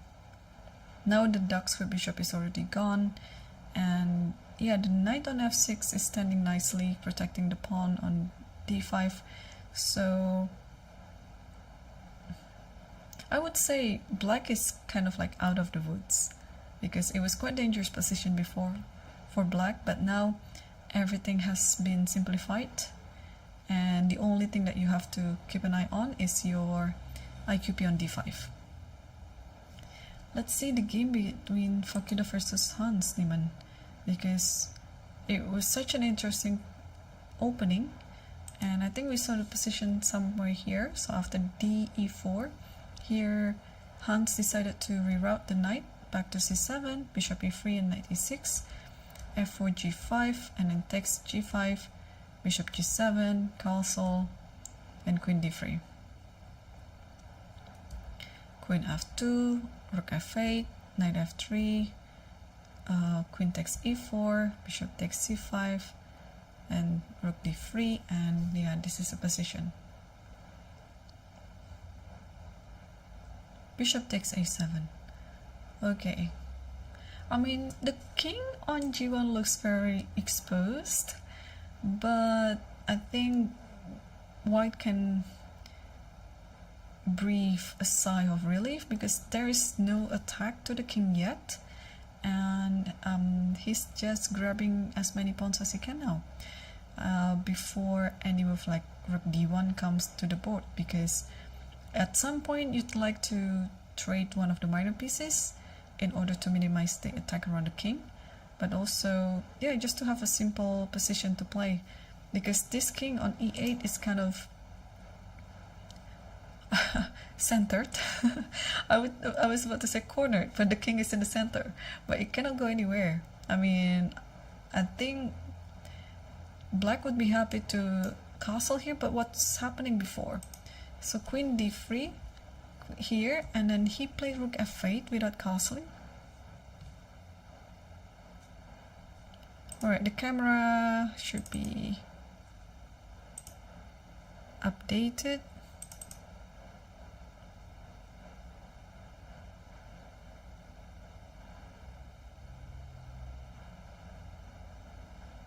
Ah, I know what happened, yeah.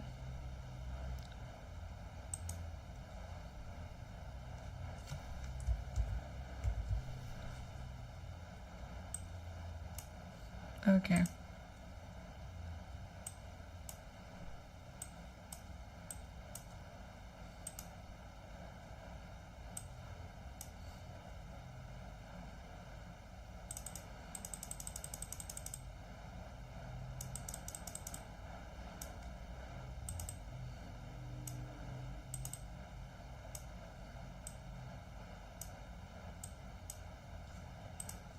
All right.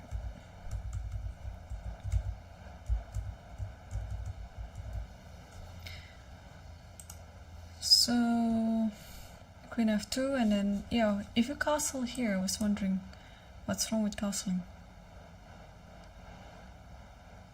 Maybe it was castle. Maybe the DGT board didn't register the move. I think it should have been castle. Maybe it only registered the rook move to f8, but not the king to g8. Because it would be funny to see if this was really the position and play rook f8, where castle is actually a good move here. And I don't see. I thought there was some attack or anything, but I don't see any attacks. Wait, let me check if this happens. Rook f8 is the move. What's wrong with castling? Ah, net f5. Okay. But it should be fine. And king at h8. Rook a d1. Takes. Okay. So what's wrong with castling? Castling is bad because it actually makes it equal.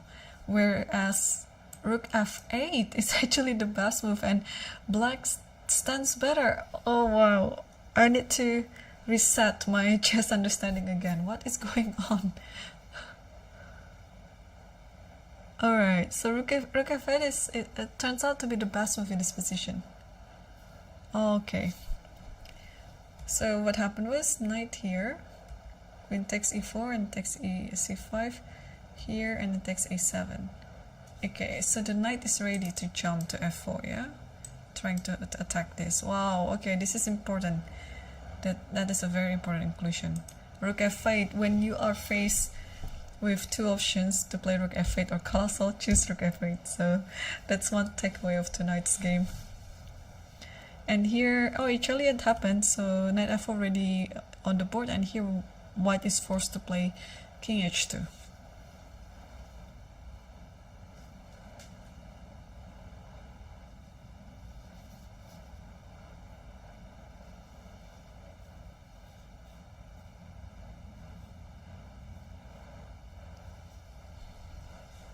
Okay, so we'll come back to this game, and do we have any update on the other top boards game? And oh, h6 was happening already, and now Baram played d5. So let's figure out the idea. If e takes d5, which looks like the most natural move to make, what do we do in this position? Do we take it again? Like this? I think we should, yeah? If knight takes, then you have this bishop f5, so that is easy to understand. And if rook takes, you have this bishop e4. Again, you will win an exchange after this. So what else after this? If queen takes, okay, if queen takes, maybe bishop c4. Unfortunately, the queen has to keep protecting the rook, but doesn't matter where it went. I can think of queen h5 as well. I'm trying to attack this, but at the very least there is bishop e6. Wow, so d5 finally happened. Just 3 moves then, or 4 moves then it should have been. But it's still equally good now, because after d5, what is the evaluation again? 0.6. So what does the computer suggest? So you have to take, this is almost sure, and c d5 and rook d5, and you go for this line with bishop e4, and trying to play with an exchange down in the position. Okay, but Baram looks like, yeah, he's controlling everything. He's totally under control. What about board 4, Morzin versus Arin? Yeah, this is what I actually visualized before. Like, black will consolidate, and when it happens, yeah, the knight will be connected like this. Still, we can still call a weakness, but now it's really hard to exploit that weakness. Okay. Let's see other games.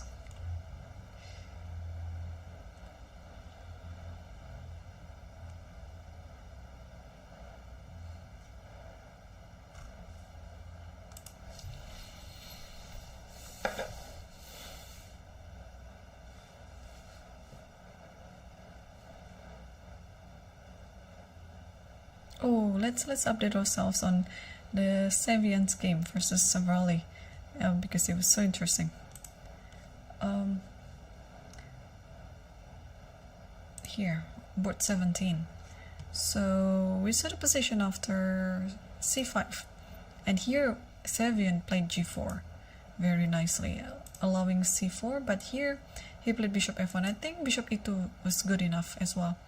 So b5, knight h3, b4, and g5. So you see the dynamic of this position. White is trying to attack from the king side, and black is trying to try to attack on the queen side. Why did I emphasize on try? Because yeah, it is still a try right now, while white is actually attacking. So knight h5 takes on h6, bishop f5, and knight g5 back. Nice. So what is gonna happen? Okay, bishop f5. I think the idea is it wants to go b3 and pressuring c2. Can it be?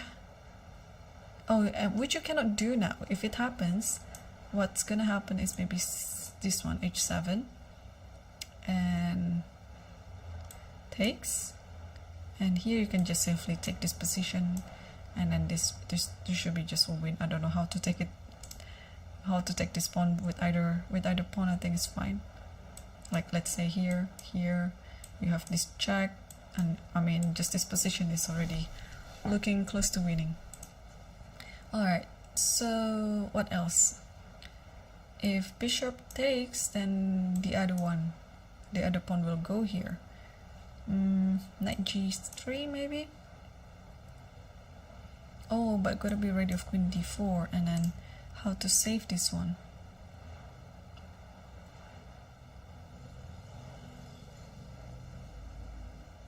Yeah, or many things. Yeah, you can actually take this one as well. And after this, queen here, trying to give a mate here. Yeah. What is the evaluation? What? Black is better? Oh my. Oh man, these two games that, what was it before? This one and Hunter's game, yeah? Oh, I thought white was doing completely fine, like even slightly better or even better. But who would have thought in this position, black is better? I mean, of course, putting the eval bar so that the engine was thinking this position for me, but for human perspective, this should be just better for, yeah, better for white. So the character suggests rook b8, and then h7, bishop takes h7, takes like this, king takes, and queen d5.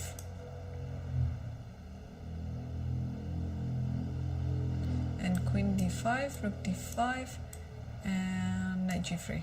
Is there anything to do with the bishop on f1? Because in this position, yeah, we analyzed bishop e2. So if things are going to be the same, let's say b5, yeah? And then what happened after b5? The other game was knight h3, b4, g5, knight h5, gh, bishop f5. Yeah, this is actually much better now for black. Oh, maybe no, bishop f5 is not the good move here. Just take, which may be also the idea for the other position. Takes, okay, and then knight g3. Okay, and what happened here on the other position? After bishop f1, here knight h3, b4, g5, knight h5 takes, and here bishop f5, because if takes here, you take like this, and after this, the difference is this position, yeah? You are allowed to play bishop d4, because on the other position, the bishop was on e2, and in this position, rook could have just taken on e2. Okay. Alright, so knight g5 is on the board, and Savarli is still thinking. Yeah, it would be interesting to ask the players if they know that they are better in this position. So for example here, I thought white was just completely better. I was so surprised that this position is better for black. Okay, let's come back to the top board again and see what Baram is doing against Muradli. And yeah, this has been played, so he's gonna win an exchange soon. Yeah, just now the difference is with the other position. This one has more. This one has more compensation for black because of the pawns.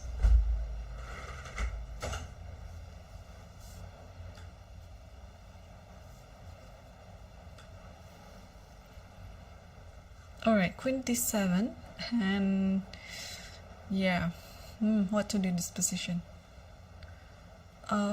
This is a nice inclusion, because if you take this one, maybe the queen will take on g4, and yeah, things are looking, well, still looking good for white, but in this type of position, black is trying to get as much compensation as he can.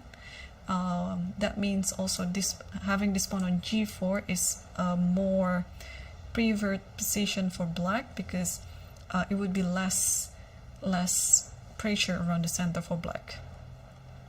But apart from taking d5, what else can white do in this position? Because if now the queen moves away, then the rook will move, and you no longer win the exchange. So I think it's almost forced to take d5 like this, and then this might actually happen. Takes, and now black can actually think what to take the bishop with. The bishop with, okay, takes the bishop with the bishop or with the knight. So computer suggests that bishop takes d5, but what happened if the knight takes? I think it's equally good. Yeah, g3, okay, then this is just another continuation. Alright, so I understand that. No, to be honest, I don't understand anything. Okay, maybe the square e7 is the same square for the knight anyway, so you don't have to move your knight, because it will go back to e7. So, well, still thinking.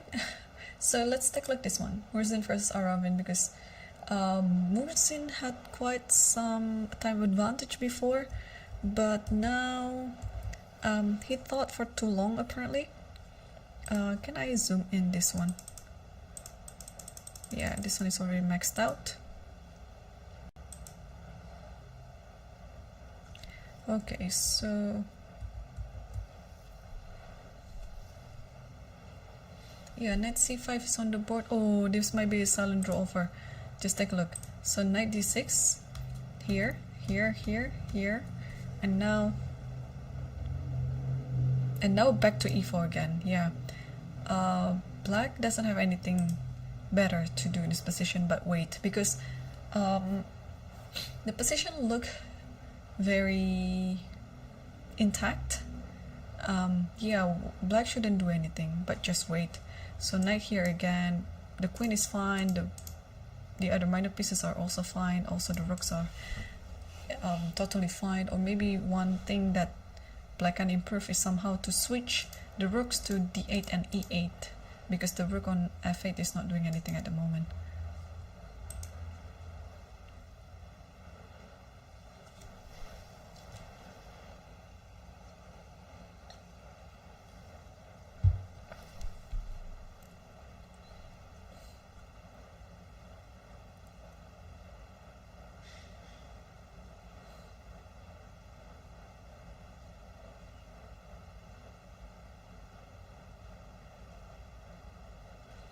Okay.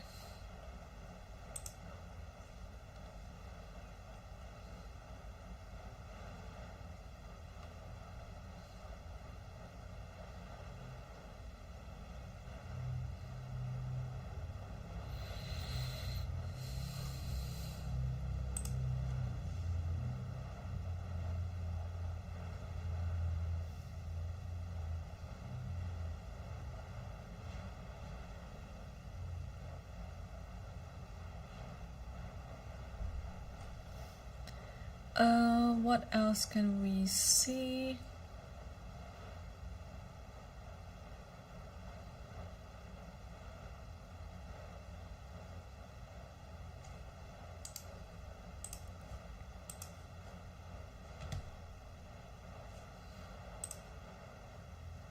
Ooh, there is one interesting game here between Siddharth Jagadish versus Ishipenko.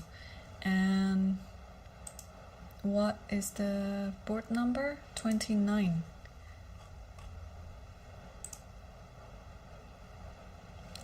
This might be just the biggest upset that Siddharth could pull, because the current position, okay, he sacrificed a piece, but how did the game go? F6, okay, takes, and rook e1, a4 takes here, okay, the pawn sacrifice on the center, and now slowly attacking, and knight b5. Wow, what a game. Queen b8, b4, ab, and now look at this continuation.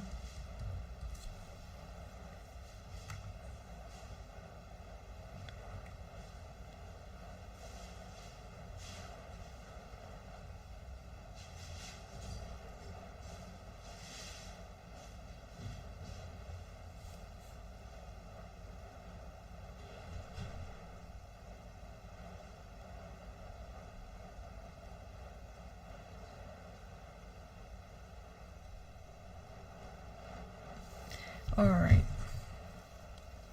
and f5. So how do we finish this off? Yeah, because the position, what is the evaluation? It's +5. Wow, +5. So rook e d1 and trying to attack this, and if the bishop goes to c6, okay, rook a d1 is already on the board.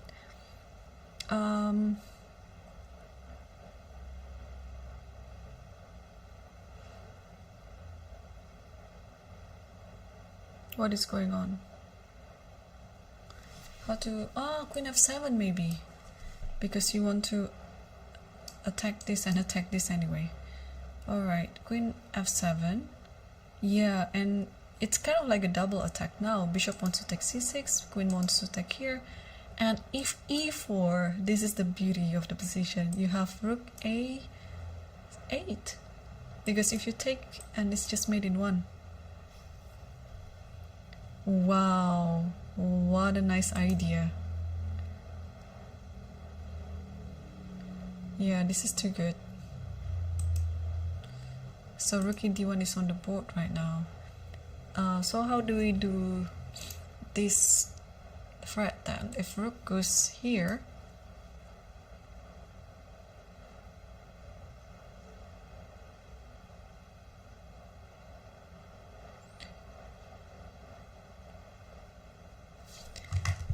oh, this is such a nice position to save. It's just like, let me capture it. Okay.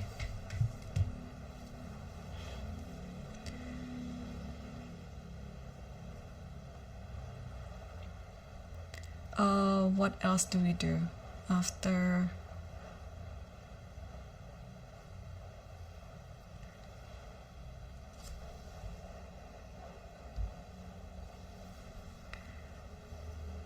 Rook a d1 and rook d8. Okay.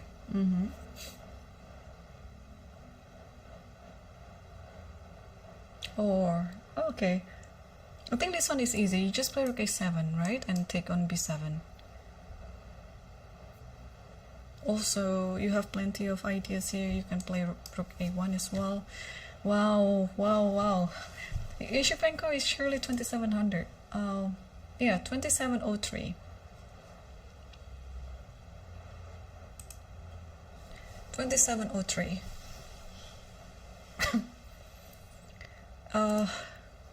Yeah, I don't have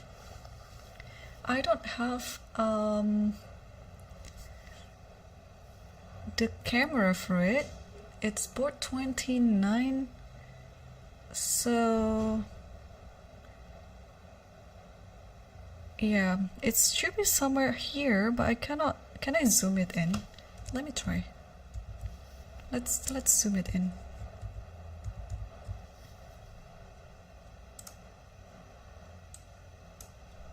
Yeah, who would have thought? Actually, this is the most interesting position right now. So it should be somewhere there. 29, yeah, 29. Or maybe it's on the other side, but it should be around this area. Yeah, I don't know which one is the board, but wow. They have about 200 points difference, so this might be just, yeah, the upset of the round.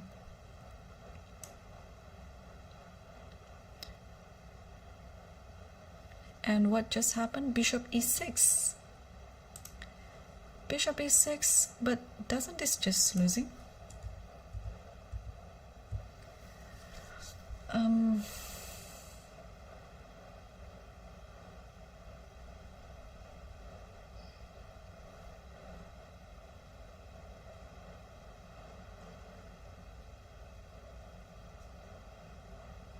Okay.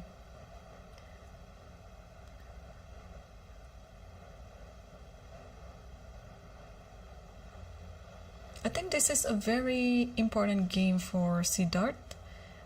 He already obtained 2 GM noms and just a win against Yushipenko in the 8th round. It doesn't matter who he's going to play. I have to double check actually with all this calculation for the nom. But if he beats Yushipenko, I think it's almost sure that he's gonna get the last GM nom that he needs, because it's guaranteed that the next round, it's almost sure he's going to play against another grandmaster. So now it's just a matter of increasing his rating, his average rating of opponents. Because let me just pull my chess result. Like, what is his TPR?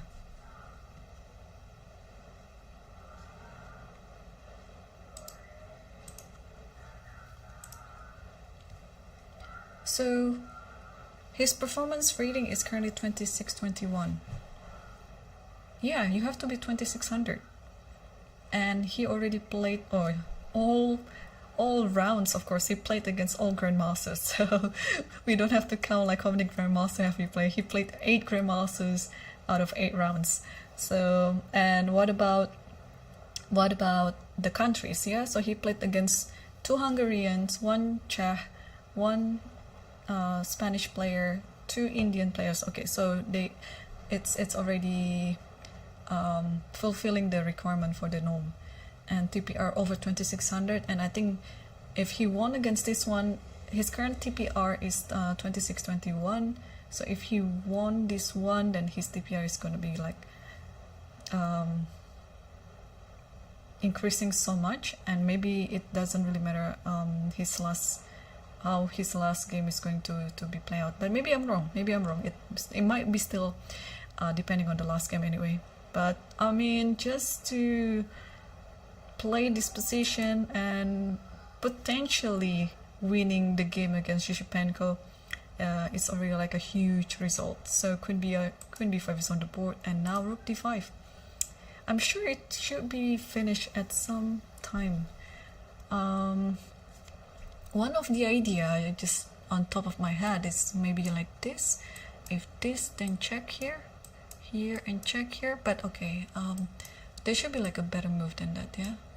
Oh, but yeah, maybe because after this there is this one, and check, and maybe the king is just fine after this.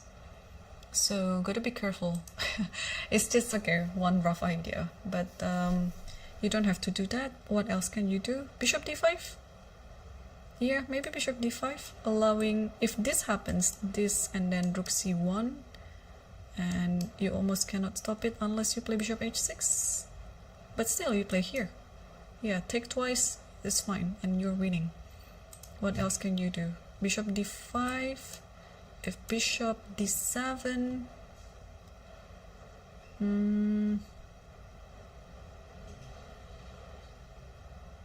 if bishop d7,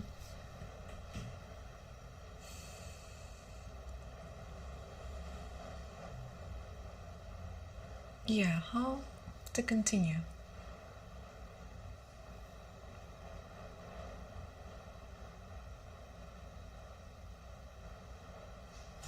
Alright, maybe bishop d5, not the best move.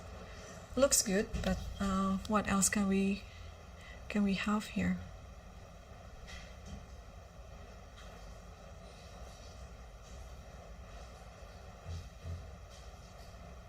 Yeah, this is usually my kind of position. I mean, it's really dynamic, and there are so many tactical resources here. But I couldn't find any move. What's wrong with me tonight?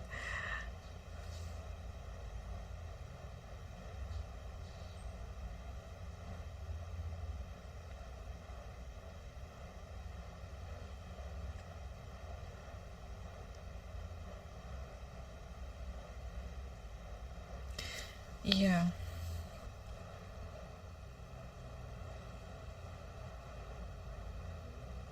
Okay, I need to consult with the computer. C5. C5. Okay, I thought you should have played, you know, like in a direct approach, but C5. Okay, okay, trying to understand that.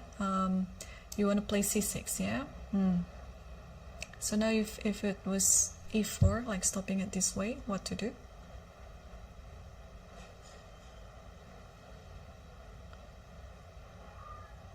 Takes, rook D1, no. Just C6 again, yeah? C6. And you're not worried of this, obviously, because I think you have this. Maybe there's a better move, actually. But, I mean, this one is enough, yeah? And he did it! He did it! Wow! He's been playing very strongly. I mean, C5 is not obvious to me, but there's a reason why he is having this type of position, because he's very sharp. Very well played. Okay. Wow, C5 and E4 is the move, yeah, to kind of stopping it or prolong the suffering, but it should be sealing the deal. So if you take on D1, and I think you have to take it back, and bishop E7, yeah, try this move. It looks very natural. And now C6.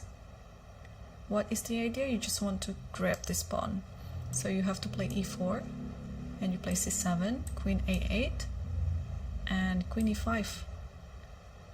Man. Okay. I think this should be, again, I might call it too soon, I don't want to jinx it, but if Sart wins this game, yeah, it should be not only the upset of the round, but also one of the best games in the tournament. Because he almost didn't give any chance for black to equalize or even to solve the problem, especially in the back rank here. Wow, I'm so happy that I encountered this game by chance.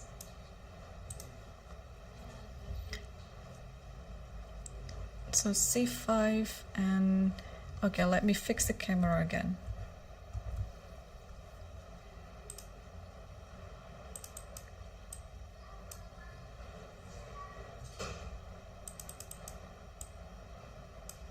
Okay.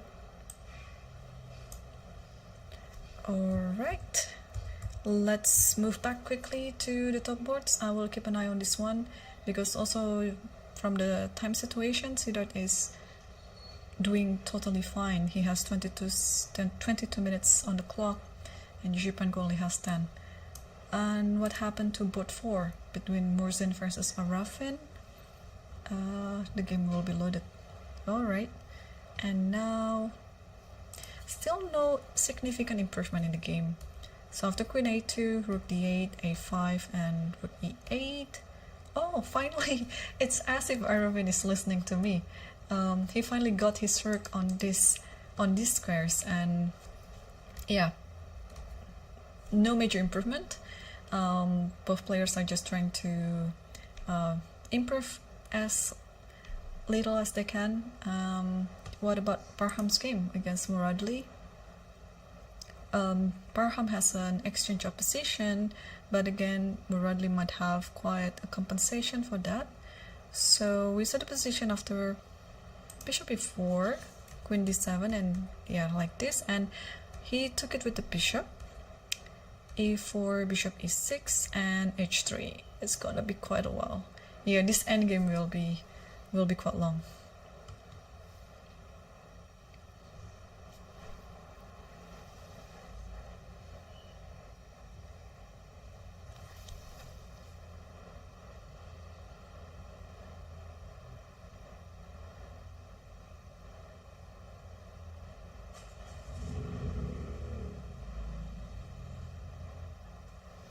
Okay, apart from Ishipenko's game against Siddharth, what else? Okay, c5 was still on the board on that game, so there's no move yet from Ishipenko. Let me check quickly other games.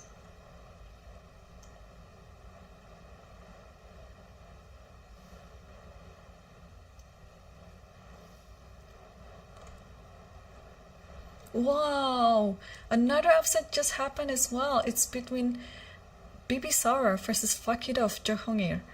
Let's take a look. Bibisara won against a very strong Uzbek player. So yeah, let's take a look at the game. Just quickly to see what's happening there. So we saw a banker position. And okay, with this e6, yeah, this gives white a better position, of course. And after this, castle, knight b4 here, queen b1, queen a7, and then bishop c2. Yeah, everything looks good for white because the knight on a2 is kind of trapped. Materially speaking, everything is still equal, but yeah, this knight on a2 will be the culprit of black's loss. So knight e5, and then bishop b5, bishop c3, rook b8, and queen d1. Okay, so you pretty much just play around with this, all the minor pieces and with the queen, and black couldn't do anything. So only after this and this, yeah, now this might be the moment for you to escape, but this will leave knight f6, and in the long run, yeah, white will be just better because this is coming with a check, and then you can give a check again like this, and yeah, you can take this, and then this will be lost. So knight e8, and now takes the knight on a2, and knight h6, and I don't think you can take, because I think if you take, look at this check, the king goes here and then check again like this, and you have to stop it by playing, or block the check by playing knight d6 and check. Okay, where's the mate? I think it's just like this, yeah, bishop f5, and then mate is coming up after queen g8, or maybe you don't need to search for a mate as well. It should be enough so that it's like a winning position completely. So this, after check knight h6, you cannot take it, but you have to play king h8, and then queen h5. Yeah, f5, then just takes again, and check here, and knight d6, and resign, because this will come up soon. And also, what else? Well, depends on where the queen goes, yeah. Oh, okay. So if the queen goes here, let's say, should be met somewhere. Yeah, check, and then king f8, and then check again. Or what else can we do?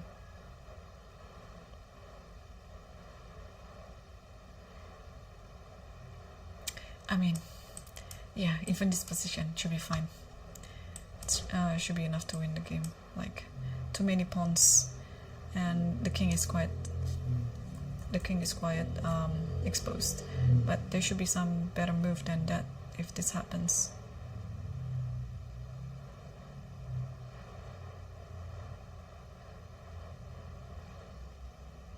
Yeah, or maybe just that's it.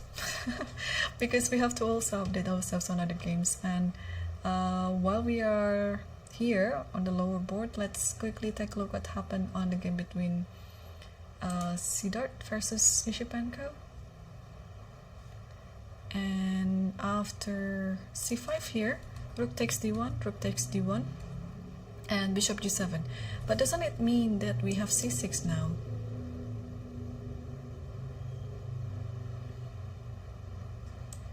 c6 and maybe e4 and maybe c7, queen here. So maybe this moves is the prevention of queen e5. But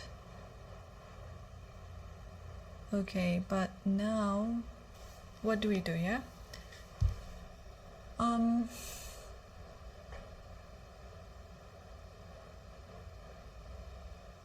sure they're still winning, so maybe I can just take and then queen here with the idea of giving a checkmate over the 8 square. Is this an idea?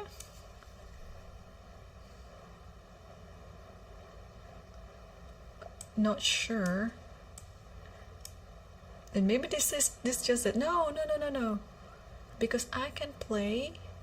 What can I play? If I play here, you have this idea. Yeah, I don't want this to happen. But this is okay, this is bound to happen maybe. So c6 first, that's a must. e4, c7, and I think we'll have, okay, this is the current position on the board, and I think we'll have queen a8. That's kind of like a forcing move. But now, yeah, how to deal in this position? Also, another idea is to play bishop h5 with bishop e8, so that I can play not only rook d8 but the idea of bishop d7. Maybe that's it. Maybe just bishop h5.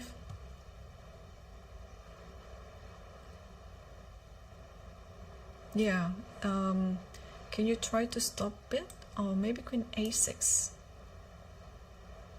No, it doesn't stop. It doesn't stop it. Queen a6, you play bishop e8 because you want to get this one as well. If queen here, then it's a mate on d8. And then if, how else can you stop it? Bishop d7 is also coming, so if bishop f6 here, bishop d7 check, it's gonna be mate. Ooh, is bishop h5 the move? Let me actually check, because this is quite a interesting position. Yes, bishop h5. Bishop h5, and it should be mate in 9. According to Stockfish, if you play bishop h5, it's mate in 9. At 9, mate in 9 at most. It could have, yeah, it could be finishing before move 9. So, closing in to the win here. And still, queen 8 is still on the board. Siddharth is still thinking. Yeah, I'm so excited for this game. I will go back to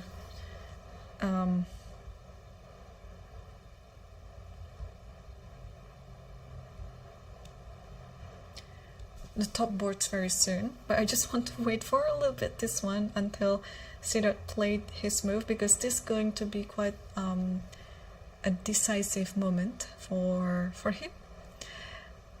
Apart from bishop h5, is there any move that might be winning as well, or is it the only move? Because I think black just wants to play queen a6, something like this, and try to simplify the position by trading the queens for. But of course, white will try not to trade any queens.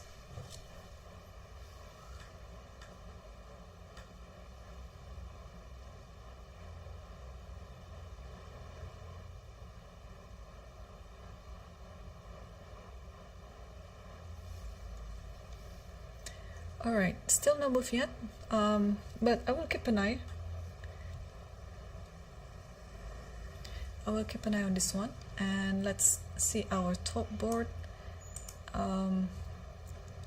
What for between Morzin versus Arafin, Baram. Yeah, so we saw the position after, maybe after like, oh, maybe here actually. Queen a3, knight cd7, g3, knight e5, bishop g2, bishop c8, rook e2 and h5. Yeah, so black consolidated, and yeah, white is trying his best, of course, to pressure the e file now. But what's gonna happen if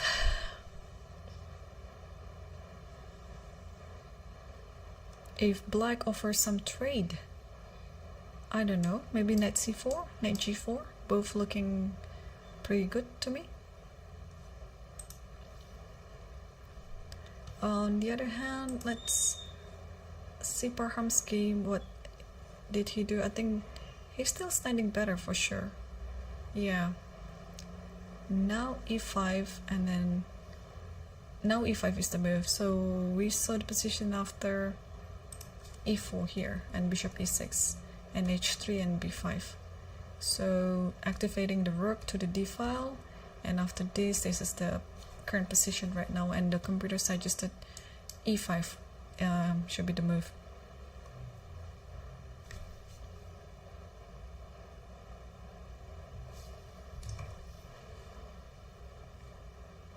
Okay.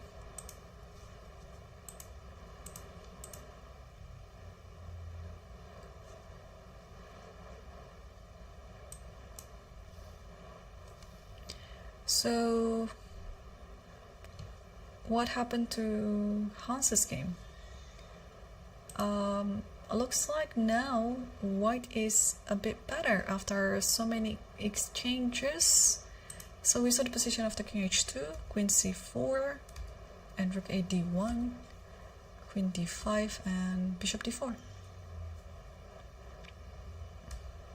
Yeah, somehow white is on the driver's seat now, and this, yeah, with this setup there's no good discovery, unfortunately, for the knight. So rook g8, king g3, and knight e6, and king g2. But this is not the first time in this tournament that Hans was in an exchange down. In the game between Daneshvar versus Hans also, it was an exchange down, but Hans managed to save the game, and the game ended with a draw. Okay. What just happened? Check, and then king g3 again. Is this happening? Is white intending to make a draw? So we see this position, rook g, and then knight e6, king g2, knight f4, and king g3 again. So is this a silent draw offer that white is not trying to win the game, but instead he's happy with the draw? Oh, I'm so pleased to update you that on the other game, c.dot play bishop h5. That's the winning move.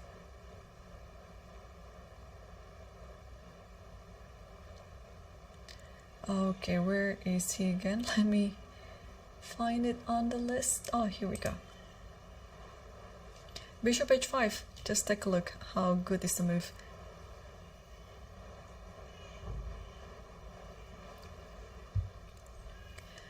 And yeah, there's almost no stopping it. Okay, the computer suggested bishop d4, because if you take it, there's queen a1 check, but you can just go back here. Oh, okay, this is just prolonging the suffering. Yeah, it doesn't really give anything to the position, because this bishop e8 idea is still there. Bishop h5, very nice. And yeah, if only I could find it from the, let me grab this screenshot, and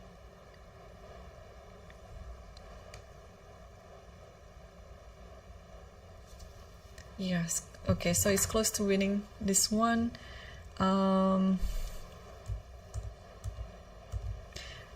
Yeah, Ishipenko didn't really play his best chess in this Sharjah Masters, because out of how many games does he have? 29 here. Yushipenko, he's even on 3, while Siddharth on this round, Siddharth is on 3.5. Yushipenko is on 3. So, and he's dropping 18 points already. He lost twice against Dvar, Bardia, and Fakitoff Shamshidin, and he's going to lose again this round. Wow. Okay, that's pretty much it. And yeah, still no moves yet from Yushipenko. And yeah, they should be just finishing very soon. Okay, let's move on to other games then.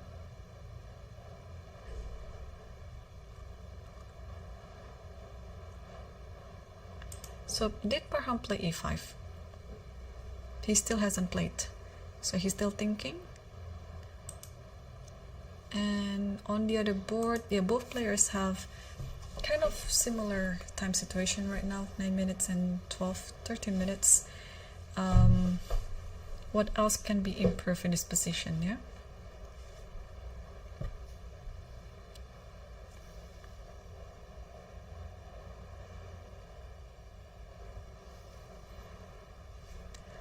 Alright, so still no move yet after knight a4. Yeah, my prediction that this game will end with a draw anyway.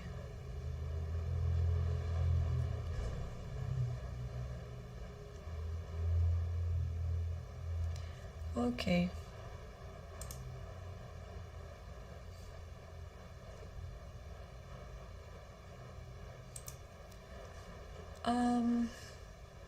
Oh, Yuyangi is winning right now against Boronic.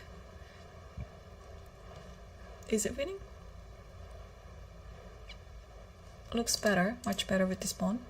So queen takes e6 just happened, so maybe you have to take it with the pawn so that you maintain this attack to b2 bishop. Oh, this. Okay, let's quickly back to Siddharth's game against Yushipenko again, because there's some development there. That bishop h5, and after bishop h5, bishop f6 and bishop f7. Okay, I can tell that this is a resignable position now, that I think Yushipenko will just resign without continuing. Oh, actually he didn't do that yet. So queen a2, and now what do we do in this position? Oh, you can just take, yeah, take here and then play queen a4. Oh no, not queen a4, play queen a5, because you want to play queen a8. So I guess this is gonna seal the deal. I don't see any defense to this position.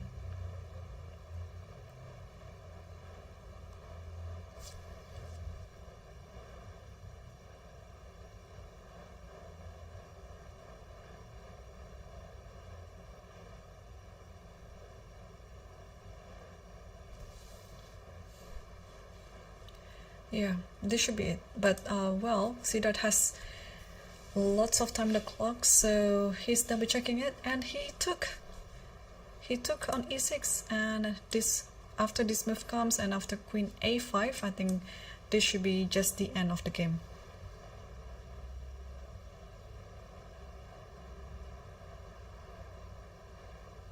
And he did that, yes. So this is now a reasonable position.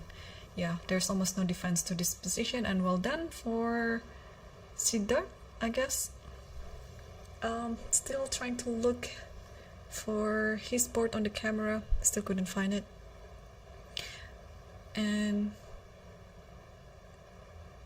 I believe Black already resigned, but maybe Yushipenko will play something else. But if Black plays something, then what could it be? Even a move like bishop d4 is not going to help, yeah, because there's queen here, king here.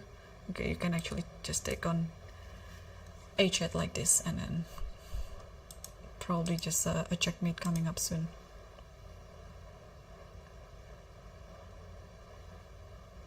Okay, let me check other games if there are any interesting position.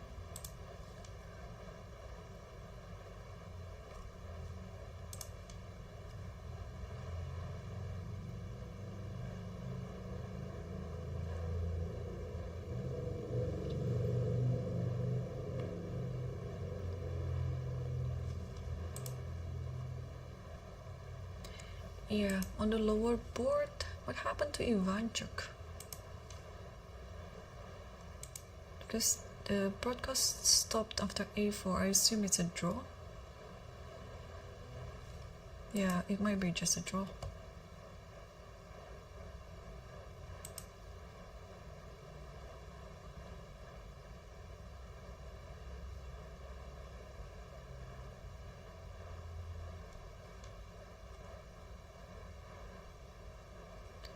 Okay.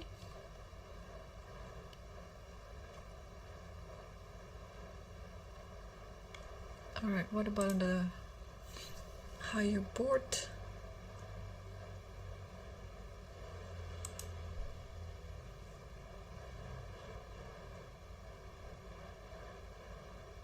Oh, Hans is losing quite a lot now.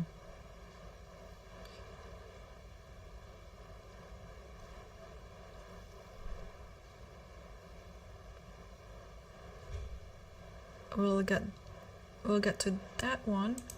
And yeah, this is I'll just move to other boards because I'm sure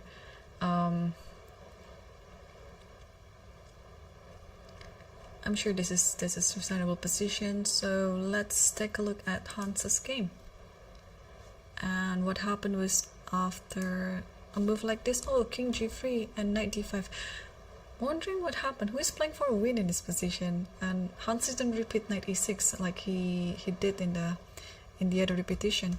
So check Knight D5 and King F3 here, Knight here, and now H4.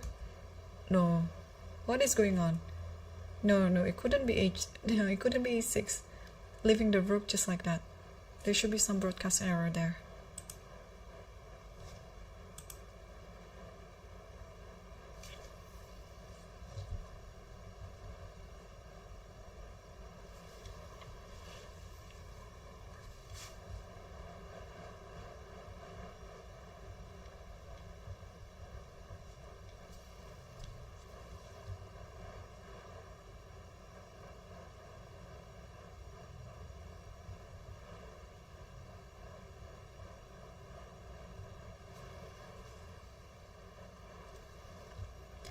Okay,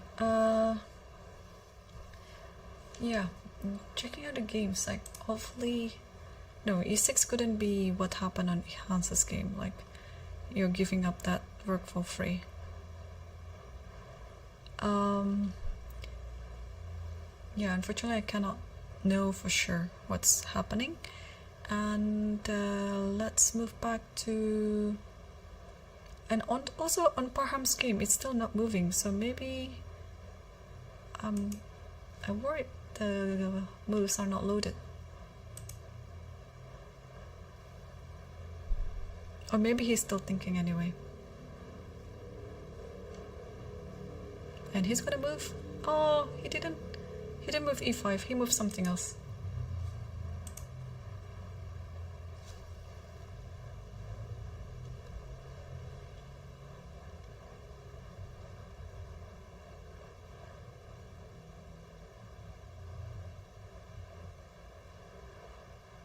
Yeah.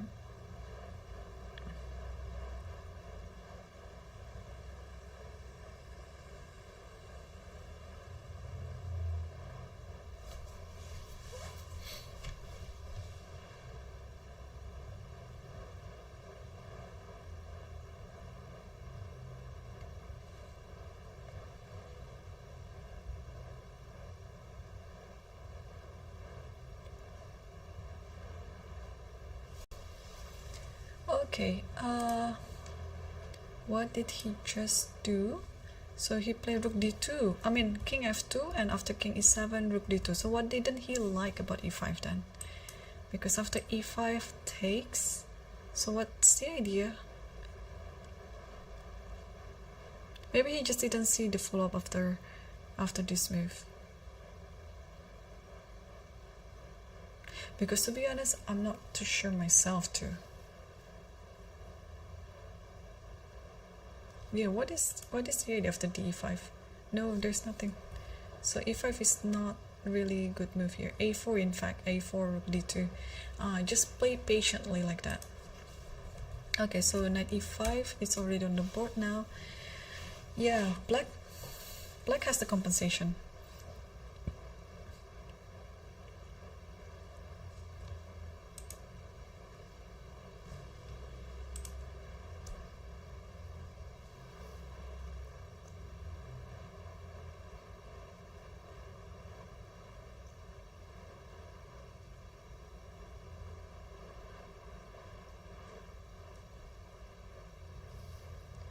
Okay, what about Aravin's Morzin versus Aravin here?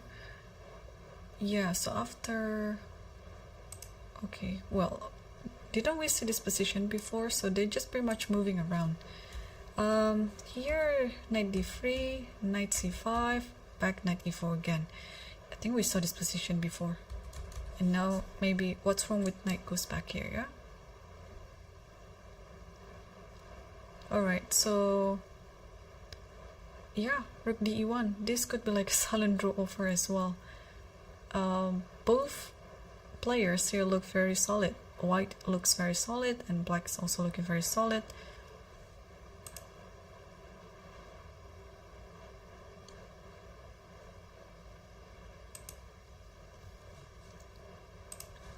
Okay.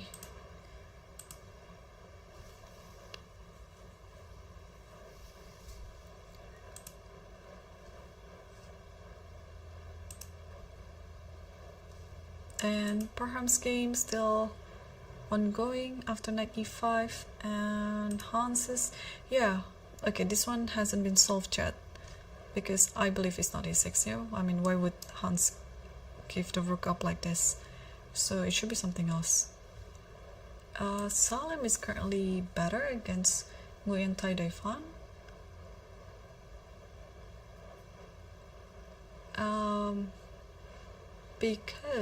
Because of this pawn. And this pawn after c3, can we take it? Takes, and probably just rook c7.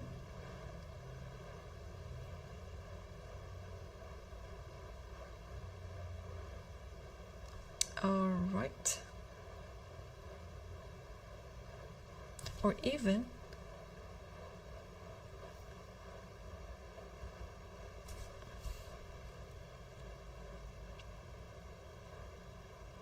e6? Is it a move? If rook goes back, then here. So if black includes a check here, then the king can just move like this. Okay, it's pretty unclear what to do in this position. So maybe Salam is also thinking now to play e6 because after rook check, there's only one check then. There's no follow-up. If here, then now it's a check, and after this, at the very least you can just take.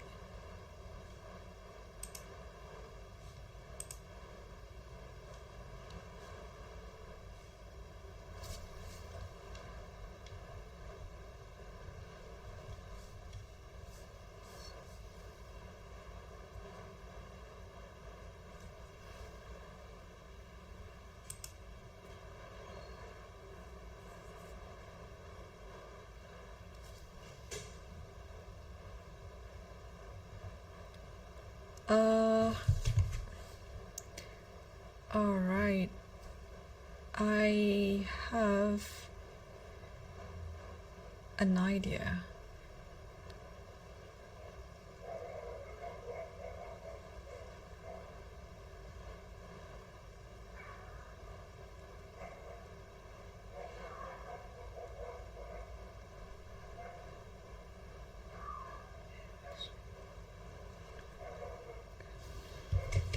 Alright. I just want to go back to one of the games, but I think it has ended. I think C. won the game against Yushipenko, although it's not a official result yet because I haven't seen the update on Lichess, but it looks like it was a reasonable position. The last move that we saw, Queen A5. So let's come back to the top board again, and this one looks like almost no improvement. So knight c e4 and rook back to e1 and h4. Okay, except for this pawn. So Ariri is trying something along the h file, and after queen b4 knight c5, trying to attack d3. Now I actually changed my mind. Maybe black is better, just because of the space advantage. It's looking very nice, and with this additional idea with h4, let's actually quickly take a look. Okay, still roughly equal, yeah. You can play rook d1 here again, even after takes this, it's fine, as long as you take it back with the h pawn, and after knight goes back to e4, you can even play knight f3, but I don't think anything's wrong with this. Yeah, so there are plenty of equal moves in this position.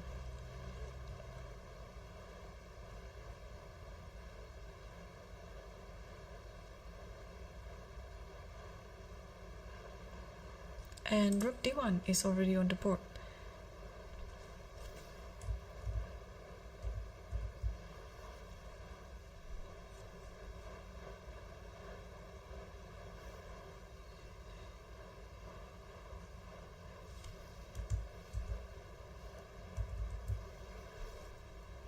Okay, rook d1 is already on the board, looks very coolish.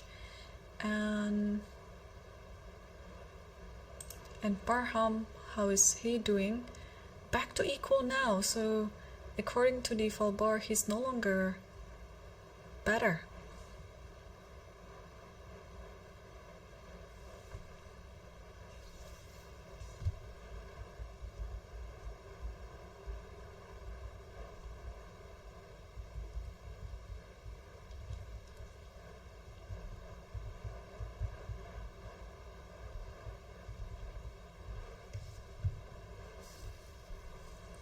Okay, rook a2, and actually white has to be careful not to lose this one because these two pawns look very, very dangerous. Yep.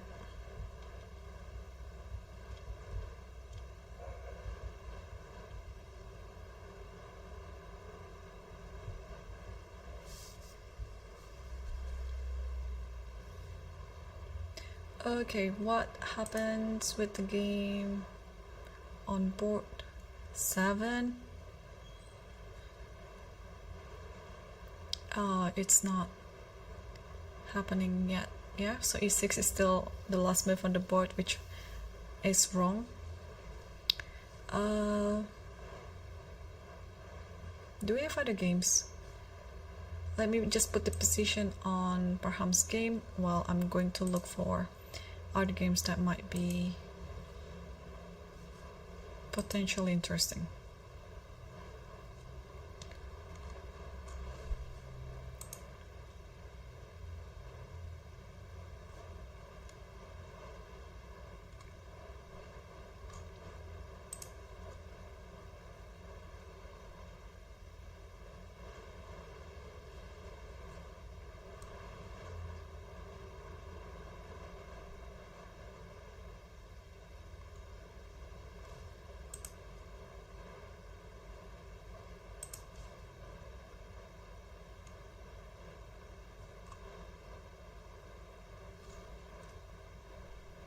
So rook c7 is okay. So Baram has played something for sure. h4. So he's played h4.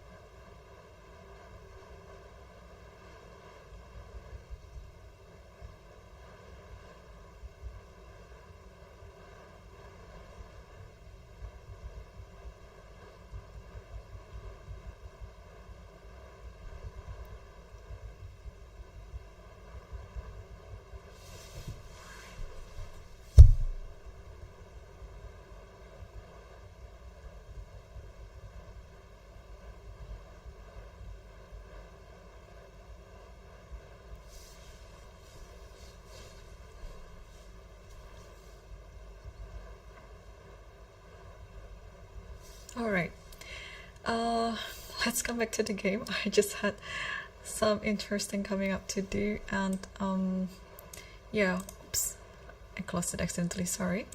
So g5 is already on the board. What is the intention here, right? h4 here and then g5. So you're giving up a pawn, but it is fine because you want to get this pawn maybe. But how do we get to this pawn? Yeah, I think with this type of exchange it's gonna be quite hard for white to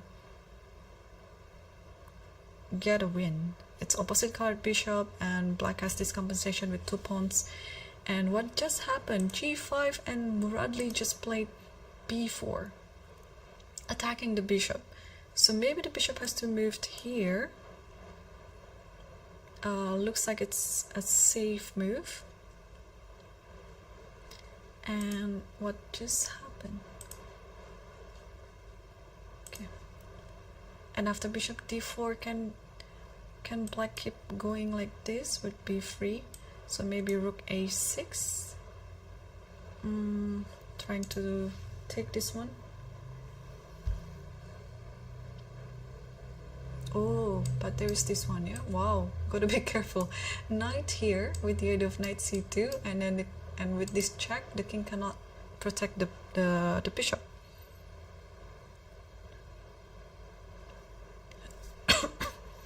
Alright, so b4 is still on the board. Yeah, Baram, what did Baram do? Yeah, I think it's bishop d4 followed by b3.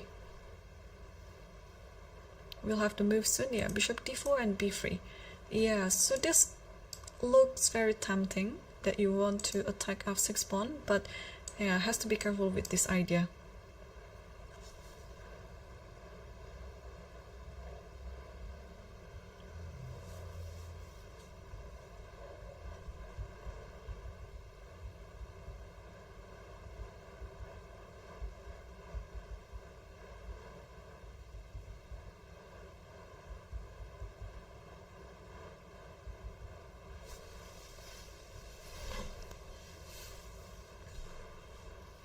Okay, so here rook a, no, not rook a6, but rook a5.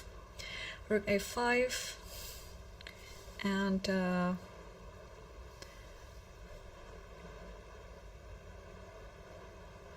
yeah, how to continue with this position?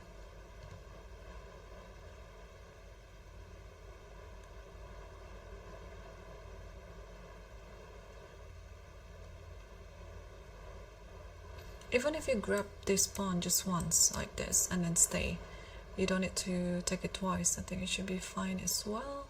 But now maybe the position of the knight, it's not really in the best square.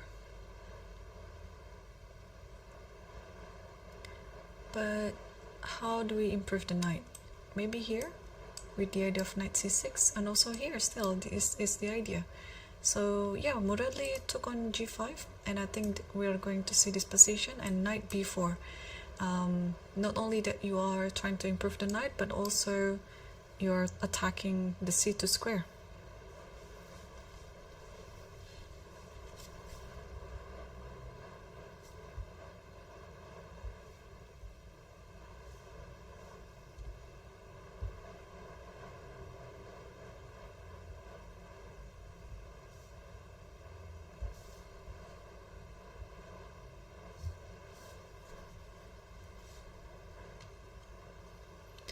Okay, so what we have is, oh, instead of knight b4, he went for knight e5.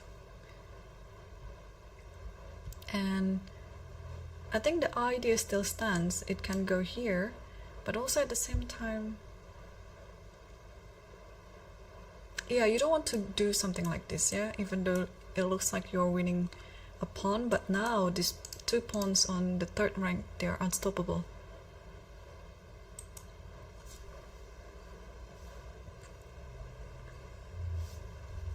Okay, what happened to the other board? Because the players are getting low on time. So after rook d1 here, knight ce4, knight f3, takes, and here knight d6, rook de1, and rook h8. So Arafin is still trying to get something out of this position via the H file, but everything looks under control here for white. So, and Morzin has more time on the clock as well, so we'll see what's gonna happen.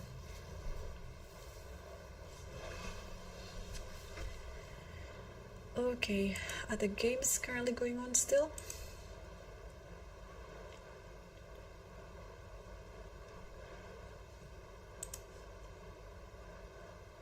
Queen b6 is what Morzin just played.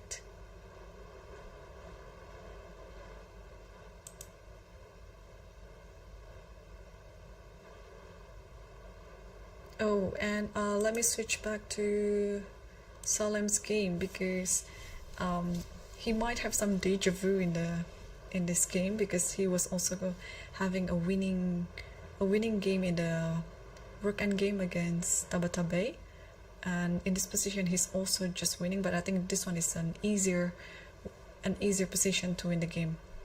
So king f6 is already on the board, yeah, and you cannot stop this to happen. And yeah, usually in this type of position, actually what's wrong with rook here? Just trying the filater defense, but maybe with these two pawns, yeah, it's with only one pawn this can work. Of course this will work, but with two pawns like this, I don't think it works. Yeah. Okay, so what happened was after h6 he didn't take it, but he played king f6, and now this should be enough to win the game, because e6 coming and rook will go from the other side, and then yeah, just give a check, and then there you go, Salem won the game.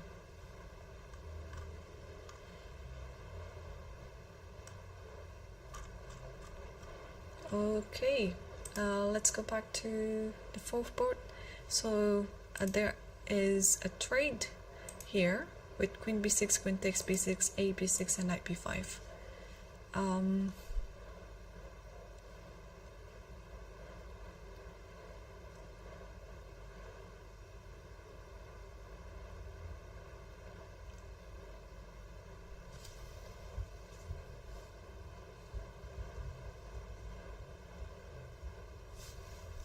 Okay, so knight b5. Who's playing for what? So maybe black is just trying to get something, even though it's still like an equalish position.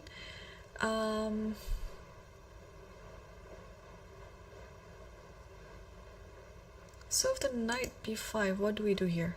Knight c2, knight d4, or even like a move like knight d4 immediately should be fine, because you're, yeah, with the pawn on here, like if this happens, then you have this idea to go to the back rank like that. So this is still the current position right now.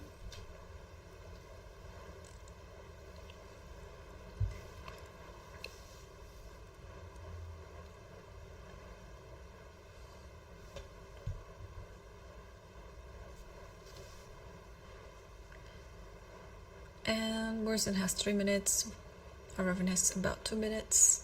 And what did he just do? He played c4. Oh, interesting. Yeah, he actually offered this trade of the IQP, but having the pawn on b6, it gives an additional pressure to the b7 square.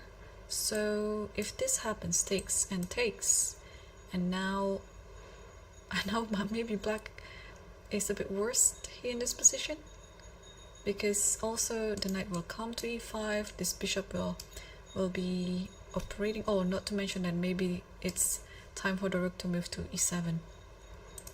So c4 is still on the board, but just a bit worried for Arafin, because he looks like pushing this position to win, where I think he could have just repeated the moves sometime like 5 or 10 moves ago, and the opportunity occurred a few times too, but he didn't do that. He just played along this position. After knight c4, Isn't white better, or should be just still drawn?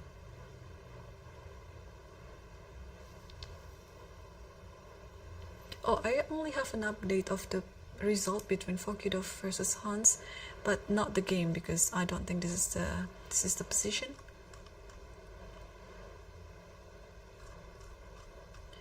Okay, and what about Baram? So, alright. As long as white still has this bishop, white should be okay, not losing, because I'm a bit worried of these two pawns. So king e7 is on the board. Wait, isn't this just tricky? So I thought this might happen, because after this, and then you can just grab the rook like this. But after rook takes f6, check, and then you just grab the rook with the knight. So yeah, that was such a tricky move by Muradli. But also, I mean, you have to step away with the king like this in order not to get free knight on e5. But now if this happens, takes here, king moves, let's say, and check here, king moves again. Are we afraid of this? I think we should be, right?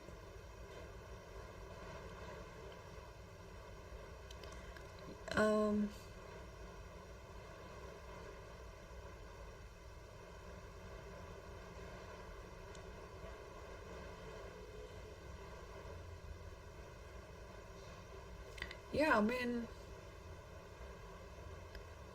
or maybe just here.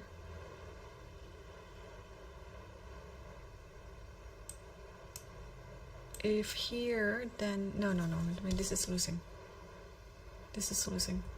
Okay, maybe, yeah, maybe white should maintain the bishop on the board, but this knight might be tricky in the future. What just happened?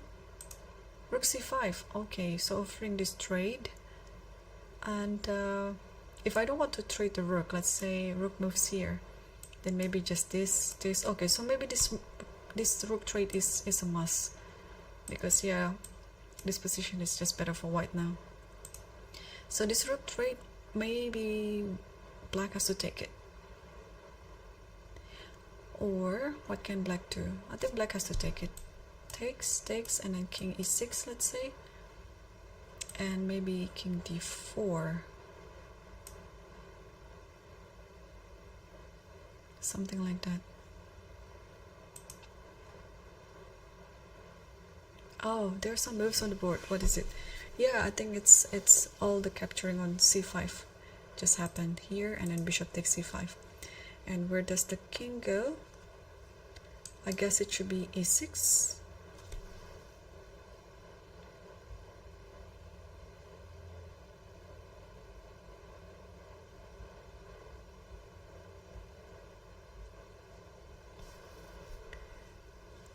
Still not moving yet, Muradli. I don't know the time situation, but let's move back to board 4 between Morzin versus Arvin.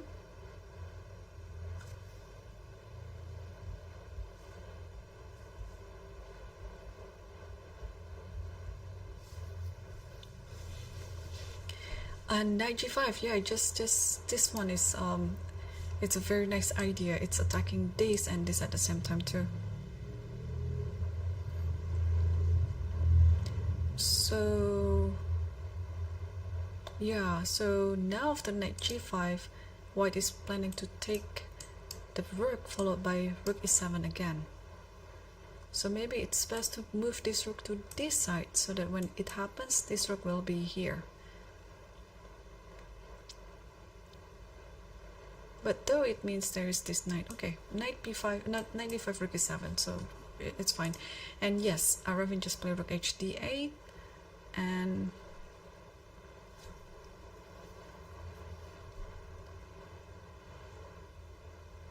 now what to do? Bishop takes b7. Yeah, that pawn is a loss. Wow, Arvin might be going to suffer 2 losses in a row where he shouldn't have lost actually. Let's see the e-file bar. Yeah, white is winning now.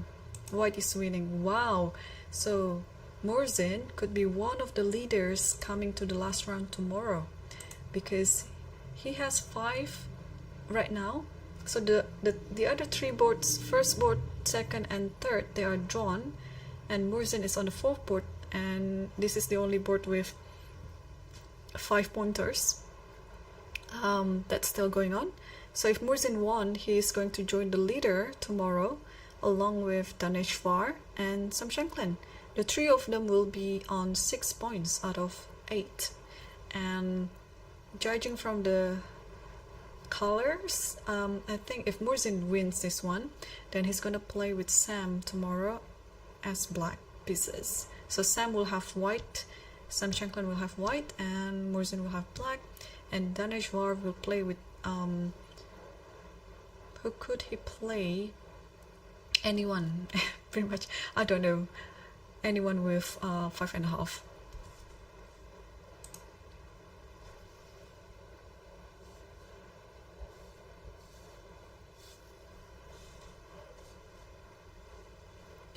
Okay, so bishop takes b7 here. Knight d4 was already on the board, and white took the rook, takes the rook as well, and now what to do, because this pawn is a very strong pass pawn, and how to use it. Wait, is this, do we have this? Do we have bishop c8? But maybe rook d8, yeah? But after rook d8, it would just b7. Right? Yeah, bishop c8 is over on the board, b7, and if you take this one, then queen.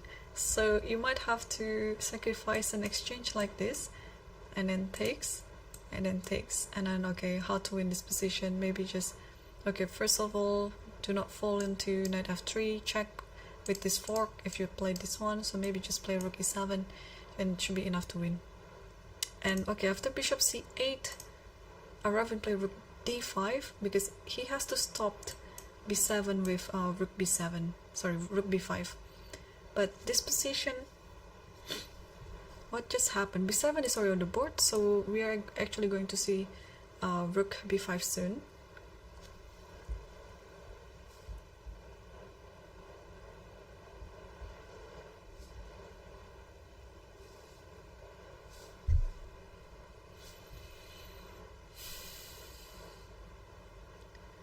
And yeah, rook b5 is on the board, and now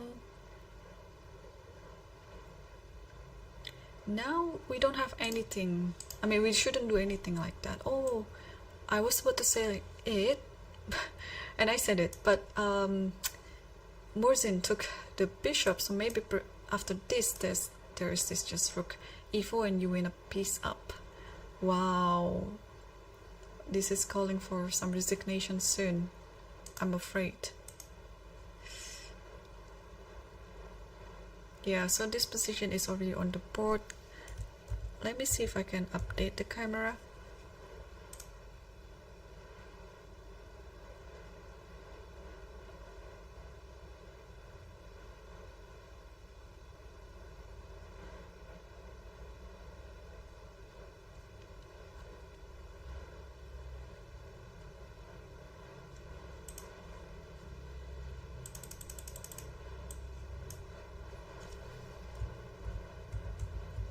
Okay, so still no move yet after rook e4. Yeah, what can you do in this position? Like, if you take the pawn, yeah, white will grab one of the knights. Maybe this knight actually is better knight. Yeah. Wow, Aravian was leading the tournament, but yesterday he lost in a heartbroken way, and today I think he's going to lose again. So he's going to suffer 2 losses in a row where he shouldn't have lost in both games. So, and therefore Morzin will be among the leaders coming to the last round tomorrow. And yeah, we have a result on the board, and it's been confirmed.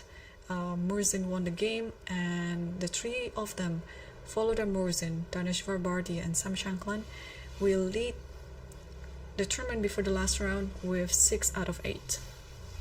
And what about this game? So,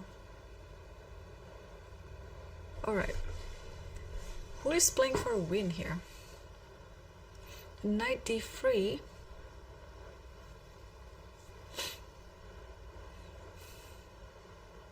So now if king e3, let's say, how to, maybe just king f7, yeah? You cannot move, yeah, you cannot move the bishop because f6 is hanging.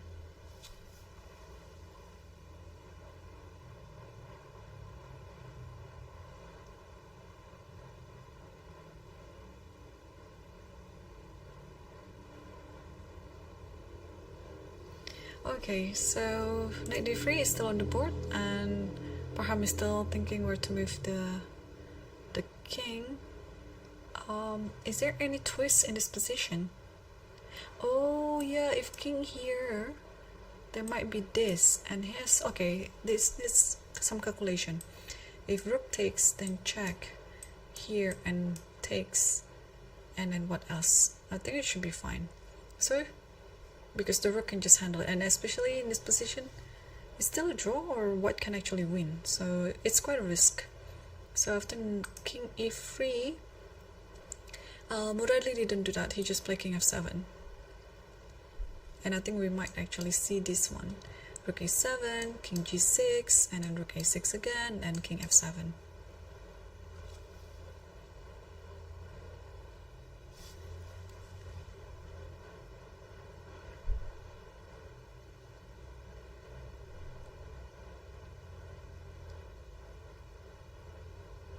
Yeah, we are so close to finishing the 4th hour of the game, and there are already so many games finished, and we're just going to wait for Baram to move.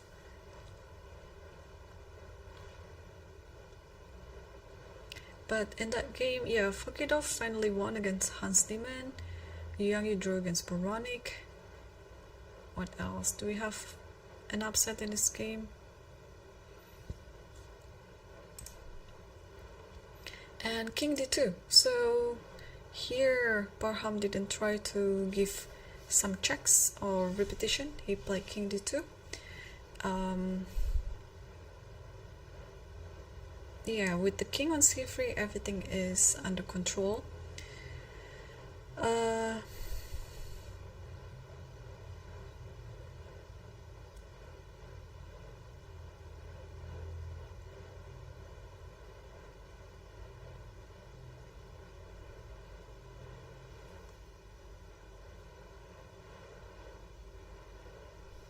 Yeah, so maybe here black can play a move like knight f4, and then even this position after knight a5 is still pretty much a draw. But yeah, you don't need to offer the trade like that. And yeah, Redley just played knight f4, attacking the pawn.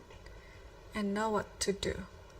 After g3, let's say, you can always come back. You can always come back. What else can you do? You might actually go here. Okay, whatever the move is, it should be fine because the bishop is protecting everything, and the knight can go here. So knight f4 is on the board.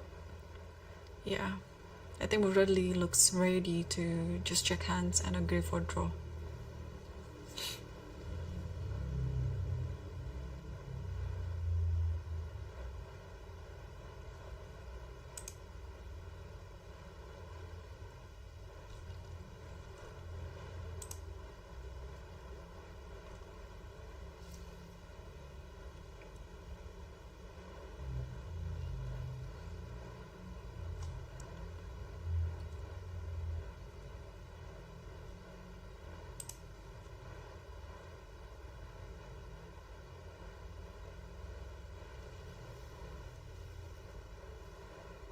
and he's about to move it. G3 is on the board.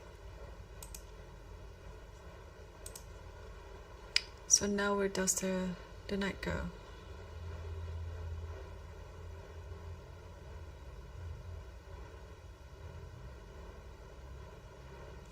What about knight h5?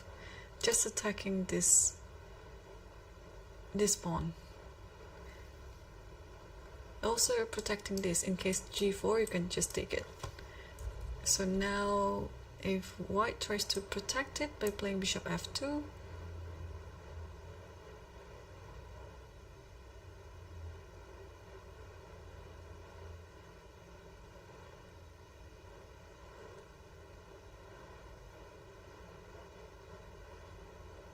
maybe then I can just move like this and going the other side. Well, he's gonna move something. Oh, he's just gonna go back to d3. Yeah, you don't have to force anything in this position. You just pretty much waste the tempo. And also maybe you have now knight f4 is no longer possible. Maybe now we can try knight b4 and back again to d3. Yeah, you don't have to do anything. And what just happened after knight d3? Rook b6. So now the knight cannot go to b4. But I guess in that is the case,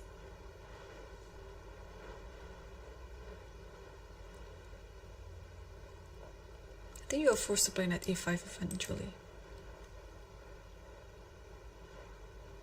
Yeah, and he did that. Because if you play king here, then there is a check. And if you move your king, bishop takes f6. If you move your bishop, then this one is going to be hanging, like maybe like this.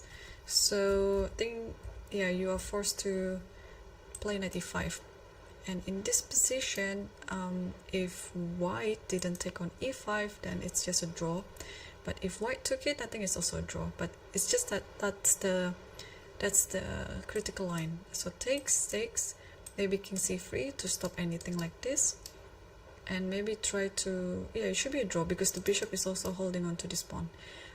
So maybe after this, it's important to play. What could be the move?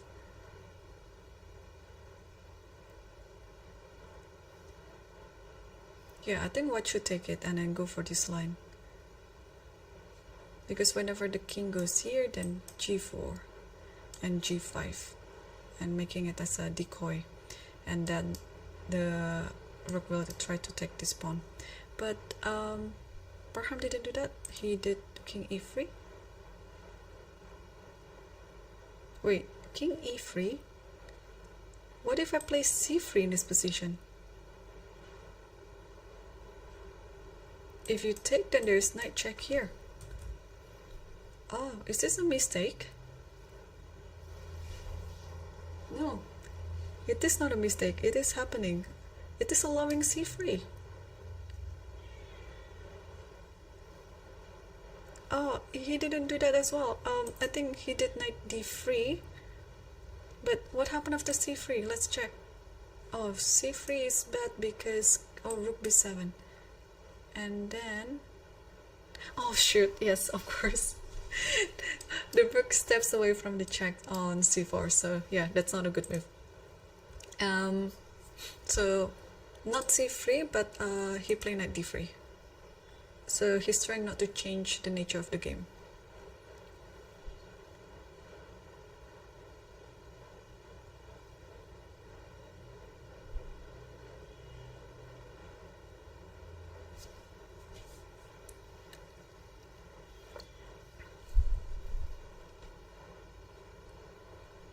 Okay, yeah, I think Baram has to think hard if he wants to push for a win, because the current situation is he is actually better. So what does the computer suggest?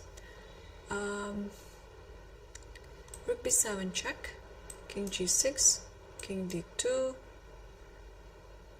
okay, king g5, like this, bishop h3. Oh, and then you grab this pawn.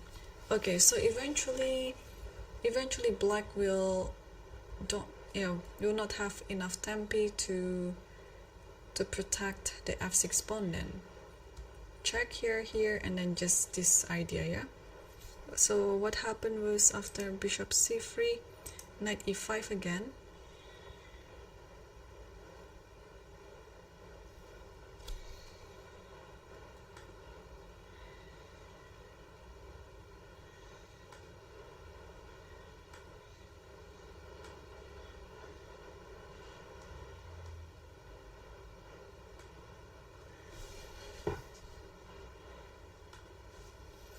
Okay, and king d4. So he's trying this way now. And okay, the computer suggested king here, because if knight goes d3, I think king e3 again.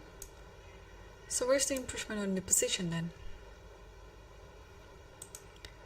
So we have king d4 and knight after check, and now Baram moved to e3. And what about knight d5 again? Okay, they're playing on increment right now, so they're trying to gain as many seconds as they can. And knight d5 again, I can see it from the camera.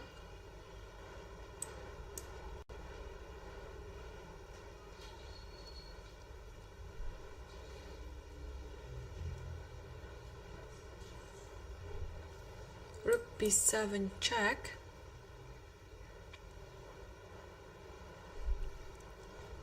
So you have to play king g6 then.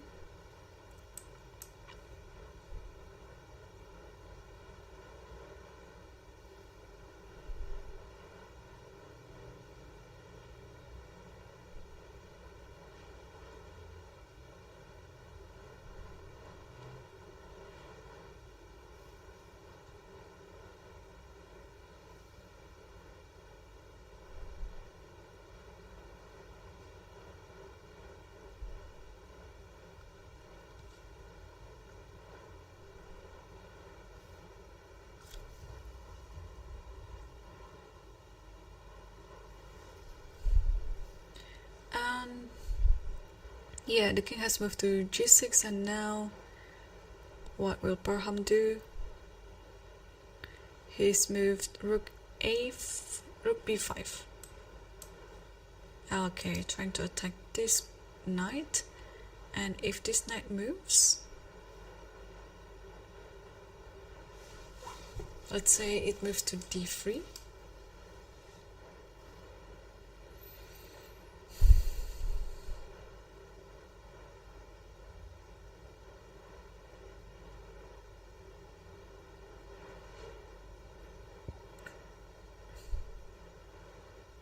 Maybe, is he planning to play this?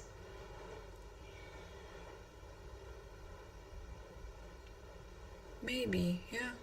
Or, okay, rook b6, king f6, or king f7, and I just don't understand. Even though the computer says that it's better for white, but all this maneuver, I don't understand this. So, knight d3, and then, okay.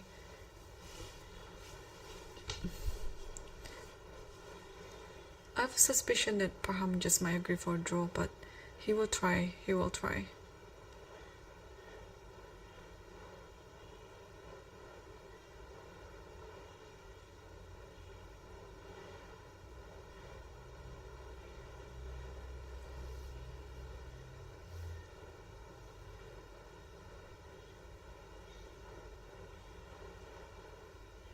And he's about to move something there.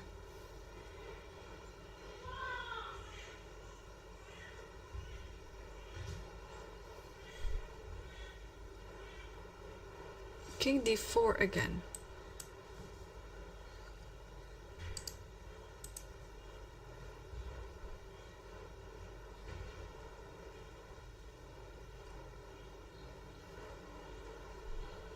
King d4, king f7.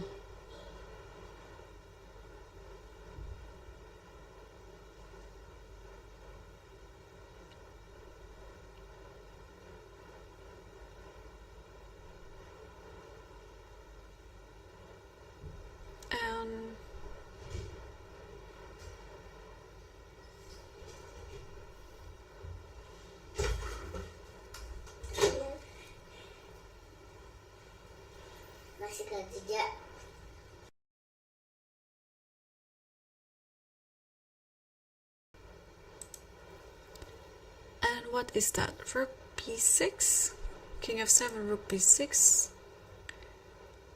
Yeah, it seems like Baram is stuck.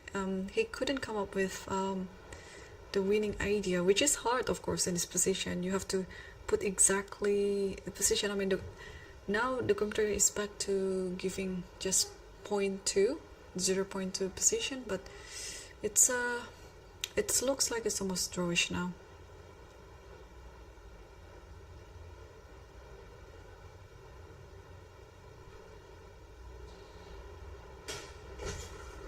So it's oh, the arbiter just gives another score sheet, and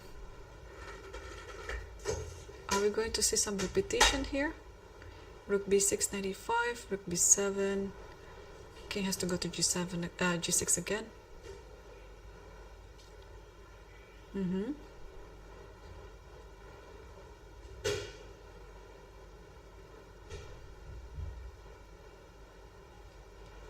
King c5. Now he's pushing it. Yeah, he's trying to win this. Okay, so if knight d3 check, looks like it's the normal move to make, and after this, bishop f7. Ah, okay. Alright, I'm afraid I just have to wrap this up and give my prediction. So even though Baram is currently looking better and is pushing to win this one, but I'm afraid that it might just end with a draw. So tomorrow we'll have 3 leaders before the last round. We have Folder Morzin, some Shanklin, and Dinosaur Bardia, and the 3 of them are on 6 out of 8. And yeah, tomorrow is the last round. Everything is at stakes, and we're just gonna see who is going to emerge as the winner, or will we see a shirt first or an outright winner. So I'll be coming back again tomorrow at the same place at the same time for round number 9. It's going to be very exciting, so stay tuned always, and the Lichess broadcast commentary. And thanks for watching, and see you tomorrow.